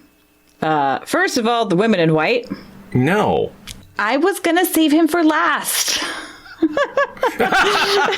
First of all, Fane. Fane. Yeah. Fane. Here, Fane. Yes, Fane, right there. That's the one that I saw him. Okay. When I watched it the first time, I saw him getting up from that spot. I didn't see him in this shot. I saw him when he gets up at the end of... Well, it's at the end of this shot, actually. Yeah. I saw him in this shot. This was where I saw him the first time. But the women in white, novices, I think, with a chaperone. I'm thinking that the woman in red behind the novices is a red sister chaperoning them. Not positive about that at all. I think more noble ladies and chaperone, yes, but I don't think they're Aes Sedai. I don't think they're novices. They're novices. The women in white are definitely initiates. They're initiates. Yeah? Mm-hmm. Yeah. How can you tell? Because we see women dressed exactly like that in the tower later. Gotcha. Including the wrappings around the wrists? Yeah, which I have thoughts about. Okay, so I think... because I was wondering how they tell the difference between accepted and novices and accepted. And it seems like they're not doing the rainbow collar and cuffs. Seems like that's not a thing. Gotcha. Because only some of them have these arm wrappings. I'm thinking it's because if you have just learned how to touch the source, you can't be trusted to have your arms flapping about any old way because you might do some channeling and set some shit on fire. I think that they literally are wearing ceremonial braces to keep them bound so that they can't accidentally do magic. I think that that's where that's going. That was a thought I had to doing my notes through this episode. Really curious to see how wrong I am. My only way I would dispute that is it doesn't appear. It appears to be around each individual hand. The hands aren't. No, I think it's about the wrist. I think it's to kind of immobilize the wrist. And I don't think it's truly that like they would do it accidentally. I think it's as much psychological and symbolic, but it's you are contained. You are not authorized. You are bound. That's what I think it is. That laugh. Yeah. Yeah. He laughs and gets up and walks away. The drummers. Oh, okay. So I can see that this is the procession leading Logain, which is why it might have been accepted. Yeah, there's... so this is like the front of that procession. Go to 2050 and there's a perfect shot of the whole procession with Matt and Rand in the foreground. There we go. Yeah, so I love that the military processional drummers are clearly initiates. That the marching band drummers are, I'm assuming, accepted. Because they're, a little more skilled, a little more allowed pride of precedence. The Red Sister, everyone is walking except for Steppen. He's riding. The Red Sisters come first, I'm assuming because they get more honor because, the whole false dragon thing. And then Steppen next. The Greens have put Steppen and Kareen's horse in front of them. They're giving him and her horse and her ring the great pride of place amongst their rank. And then you've got Logain in his cage that they brought out before they entered the city. Ceremonial cage, because they do have two sisters sitting there as if to shield him, but clearly he's not being shielded at this point. Yeah, because this is a triumphant procession. Right. This is a piece of propaganda. It's very important that this look right. See those women there's women that bow their heads.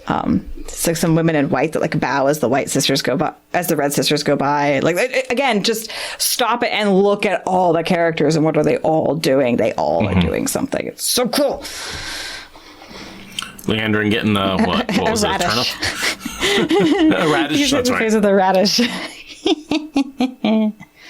Yeah, you see Alana's orders on either side. Yep. The Logain laugh. This whole sequence. I have questions. So many questions.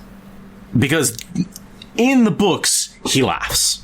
Physically, realistically. They are very much implying with the scene that only Matt sees him laughing.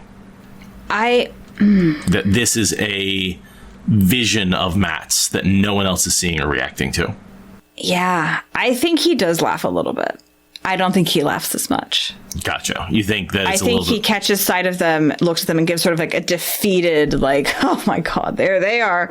Like a little bit of a laugh. And Matt, because he's paranoid, it blows up in his head into this whole big, huge cackling thing. When really it was more of this like, yeah, they got me in a cage. Look at those fuckers. They're the ones that's going to change the world. That's what I think.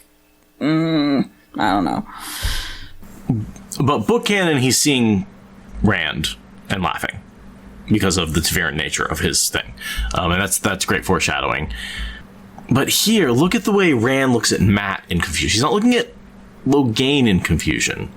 He's looking at Matt in confusion. Yeah. Because Matt is just focused on the cage where Logain like glanced at them briefly and is already back to looking at the street from where Rand's sitting. And like that whole, he's pressed up against the bar on their side of the cage. And then Rand gets Matt to snap out of it. You look back and he's sitting there totally unconcerned, head down, not looking up at them, not having moved from his initial position. So when I see that right there, that to me says that was all in Matt's imagination. And Logain did not laugh in the slightest. I would hate it if they took away him laughing at all, but it has to have been mostly his imagination at a bare minimum. Like, most of that had to have been in his imagination. If there was anything real to it, it was a small piece. If. And a big if. If. Yeah. So that's where I'm wondering if we're going to get that scene where it was just... we're going to totally cut that scene where Logain is laughing at them later. Where he references having seen Rand. Probably. Anyway. It seems unlikely that scene's going to make it through into the plot that they need by the time they get there. It's probably going to be so changed by then that they won't need it. It also implies... No, it also implies that that Matt is the Dragon Reborn here again. That Logain's laughing at him, so there's that misdirection about who's the Dragon Reborn. Yeah, did not think this is what Matt would be making a deal about. Well, when they didn't have that line in the Shadow Logo sequence, which is where we first got it delivered, was with the shot of the dagger, I was just like, I don't know what to expect now. I did not expect it to be Matt being like, let's suicide pact with Rand. I did not see that coming. If one of us channels, we kill each other. What? Okay. It's okay. Incredibly intense. But I mean, Matt has been brooding with the dagger for a month on this. Like, this is not a snap decision from him, even though it's sort of abrupt in the narrative.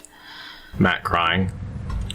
He assumes he's going insane from channeling ability right now. They both think that. I mean, I don't know if Matt is worrying about channeling, but he knows something's wrong. Well, that's the Dragon Reborn prophecy. He's like, if we turn out like that. Like, they clearly...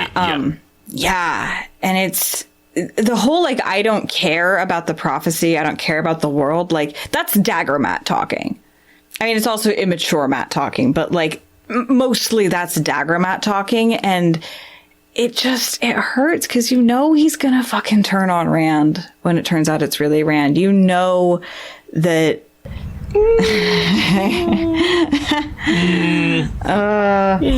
They can this. I'm no longer saying statements like I know what's going to happen at this point. Like, they could totally change the way Matt reacts to Rand being the Dragon Reborn, especially with all of this. Like, this is different. This is a different experience for him. He never thought he was channeling.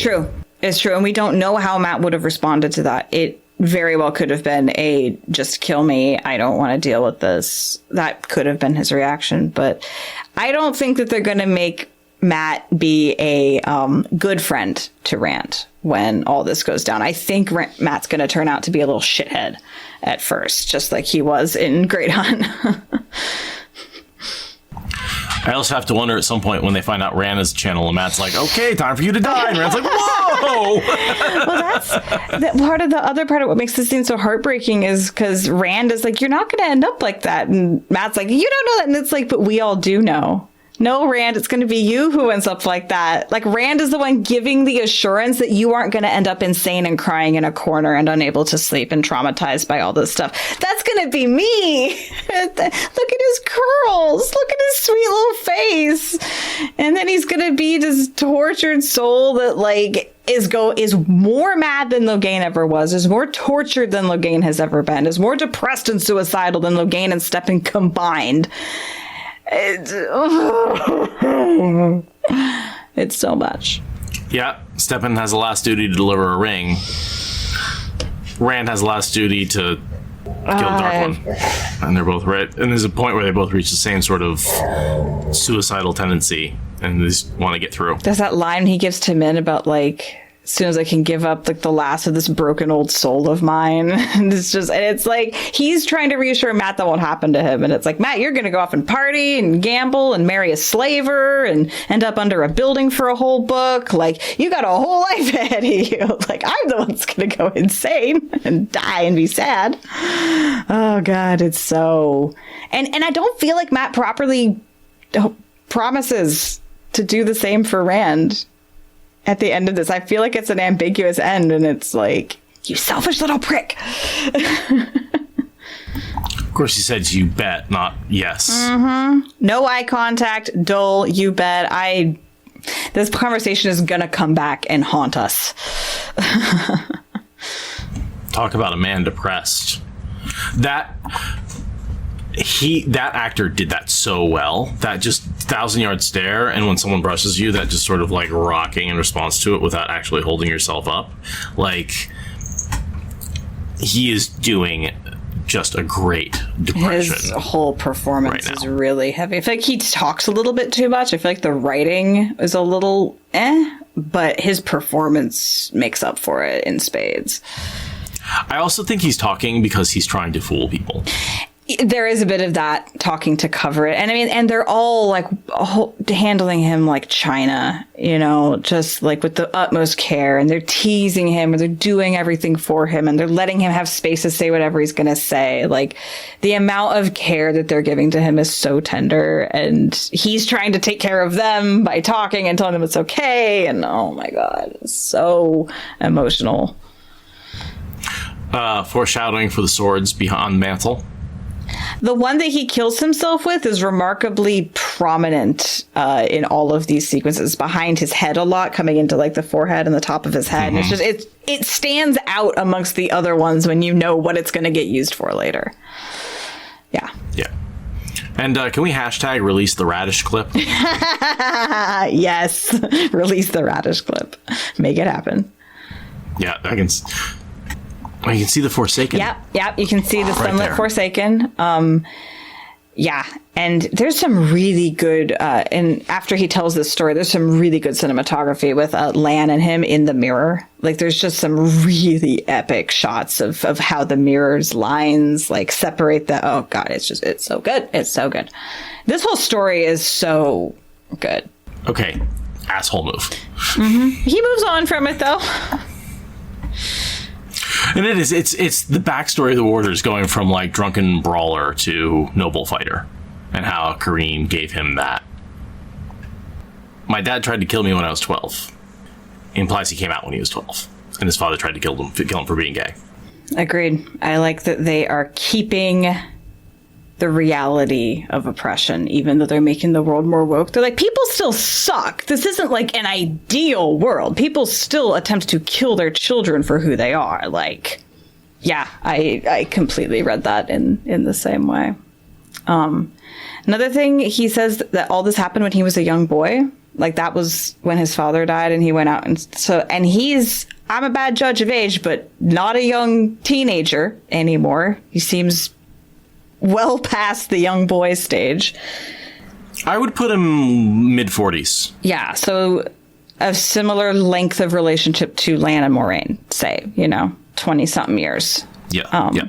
And imagine... For sure. That would put him about the right age. I mean, Lan's age, essentially, right? Because Lan's about that age as well. Yeah. And an interesting thing, when he says, we bonded, I was like, that sounds like more of a two-way exchange than... And general trivia says a man has to consent to be bonded.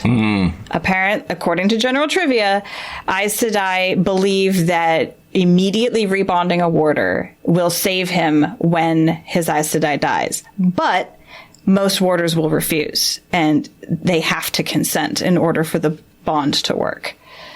So I'm very interested about the implications for future events. Yeah, that has implications. Yeah, for Alana and Rand and how that's going to go down, and also explains why they might be changing Alana away from who she is and maybe making her more like Myrelle.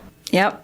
It's, yeah. And also, I mean, later we'll get to it in part 2 of this 2-part deep dive. But Alana tells Moraine that they don't, like, or Moraine says, like, I've heard there's a way to release the bond, which in the books, you can just release the bond. Like, so they're really playing with the rules of how this bond works in show canon. And again, the rug is out from under my feet. I don't know what to expect now.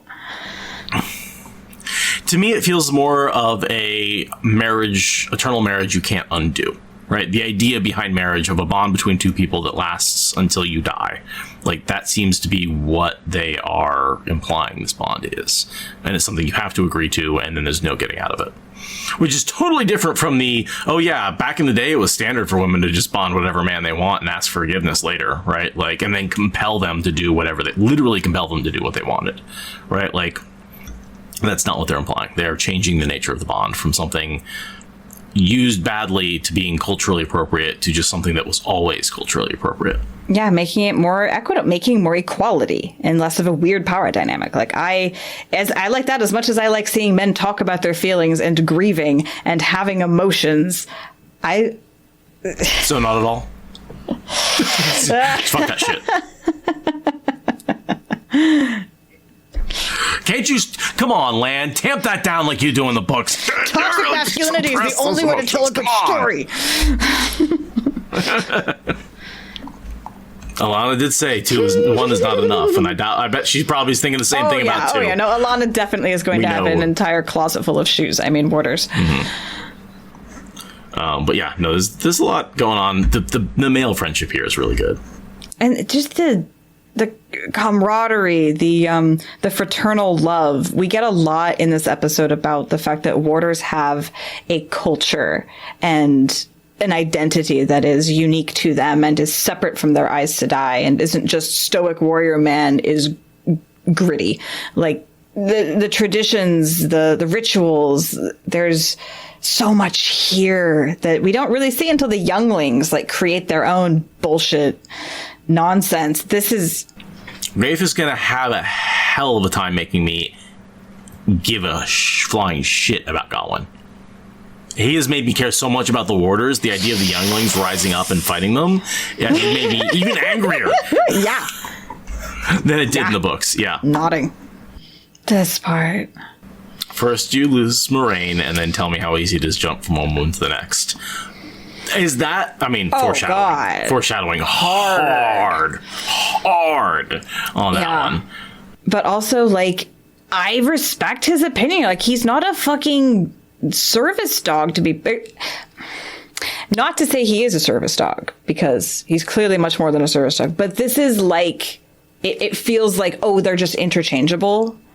Like, this is a really intense personal bond. You don't just get another pet because the old one died. Like, some people are like that. I've known people like that. But, like, as a general rule, I can't just get another pet if this one dies. I love this one. Like, a month would be barely enough to, like, be able to function after a loss like that. And for them to... And this must be why it's an issue with the bond. Like, warders will kill themselves unless you can convince them to immediately jump ship to another bond. And it's like, anyone who's ever lost a pet is going to tell you, like, that's bullshit. Like, no. Or a significant other. Like, because we're saying it's not a pet, even though I'm making a joke about how much I love Timber as much as a significant other. But, like, the joke is, like, it's worse. Like, it's not just a pet. Yeah, this is losing a spouse. This is losing a colleague. You don't just get another one. Yeah, and Lan is offering comfort from a place of not knowing what the fuck he's talking about. And he needs to stay in his goddamn lane. Right there. See how Lan steps back and now he's in that little section of the mirror and Stepan is alone. He is fundamentally alone, and that is... With his demons. With his demons. The Forsaken sitting on the shelf right there. Yep. Yeah. It's... Oh, God. It's so good. The Warder Hall where he ends up dying. They all are standing there at attention, giving him all this honor. Mm-hmm. Just all standing witness with his pain, you know? And this is so cool looking.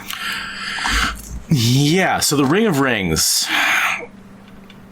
I want to talk about what that implies. Mm-hmm. Because in a lot of ways it implies there's a limited supply of rings, and also there's a little bit of rebirth in here, right? Like the ring melts down and that's what you use to forge the new rings out of. Yeah, you go back into the wheel and then get spun out again.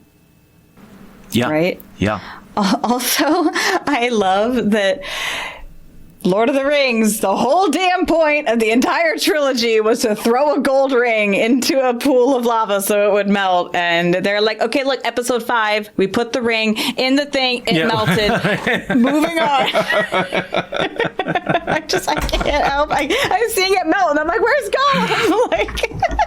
It's hard to avoid the comparison. I had the same thought. I was just like, oh yeah, we melted the ring right away. Anyway, moving on. It's like the you know nothing line. They're just like let's just get all the tropes out of the way. Like you expect it, okay, we're moving on. But I love the idea that they come back. They are in this pool and get spun out again. And I also like the idea that the rings aren't significant other than a symbol for the person. It's the person that's significant. Objects don't have power. People have power, which is totally different than anything in Lord of the Rings or anything that we see in most fantasy, even Game of Thrones. Yeah, most fantasy. Objects have power. Now, in this thing, objects certainly can do things. Something like the Bowl of the Winds, and there's certain Terangrial that can use the power, and it's like, that object kind of is power. If it can use the power without a channeler intervening, that kind of is an object of power, but it's different. It's like objects don't have power. They can tap into it in the same way that like electronics don't have power. They need to be plugged into something. Yeah, totally. Like standing flows. I also gotta wonder how they're heating that. Like maybe a standing flow. That's possible. I mean, the fire in the center is certainly... that's a good point. Yeah, it's just burning.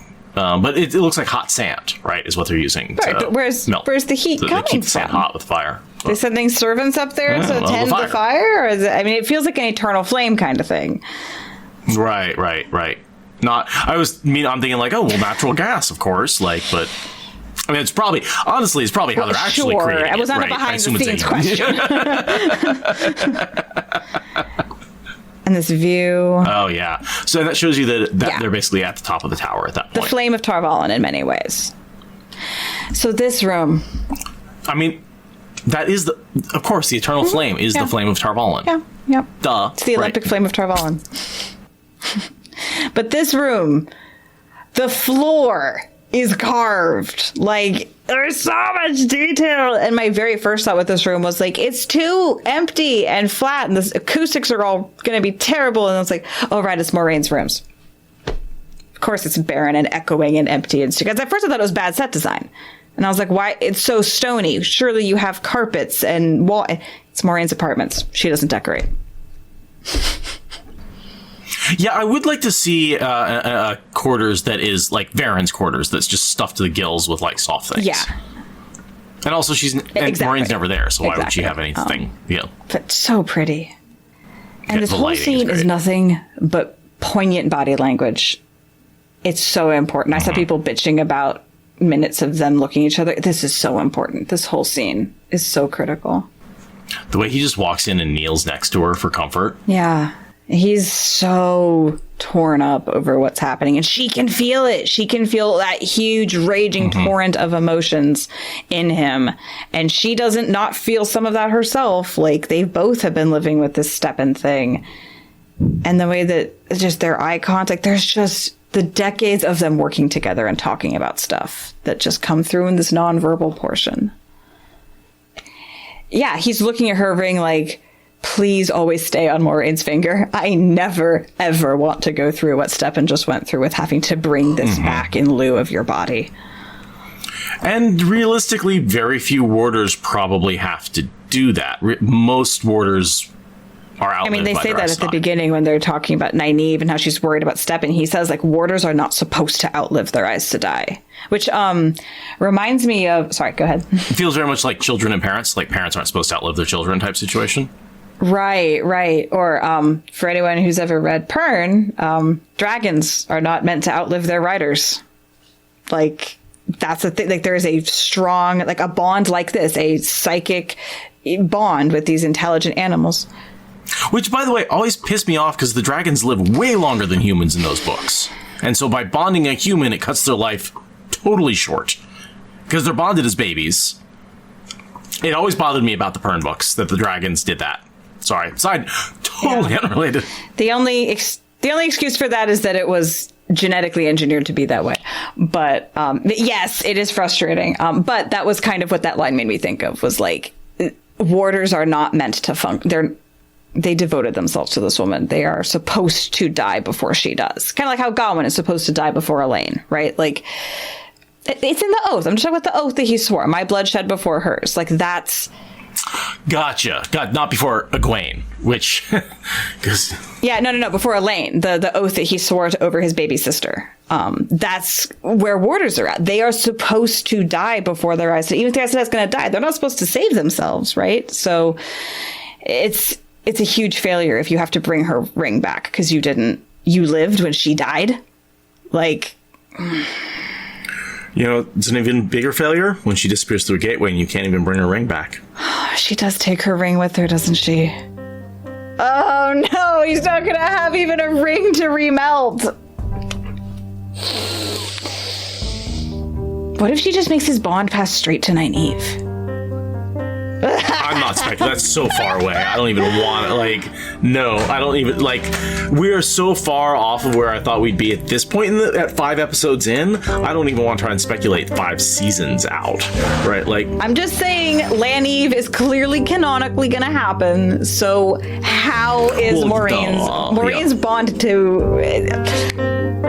Yes, you're right. We can't speculate 5 seasons ahead. But what about 3 seasons ahead? Because it'll probably happen sooner than 5 seasons. All right, well, with that, we are going to take a pause because we decided that, or we realized that 6 hours on a single episode is probably too much recording time. And we actually planned ahead and said this is our stopping point for this recording episode. So we will be back in 2 days to finish up our second half of this show right before we watch episode 6. Yeah, and also you can catch me, at least, possibly Seth, on Saturday with the WoT Holiday charity live stream 24 hours. Obviously, if you're seeing this on YouTube, then it's way past. It's already happened. Way too late. But for those of you who are live, you can catch us 6 p.m. Pacific on that stream doing Geology of Randland Show Edition. That's what I've picked for us to talk about. And yeah, otherwise, thank you again so much for watching us, hanging out with us for 2.5 hours of recording.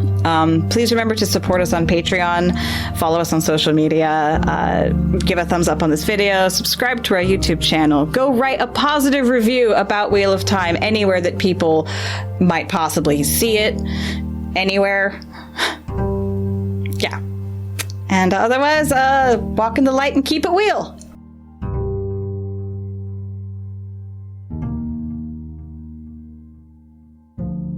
Thank you for listening to the Wheel of Time Spoilers podcast. Rate us in the Apple Podcast app or support us on Patreon. Is that good enough?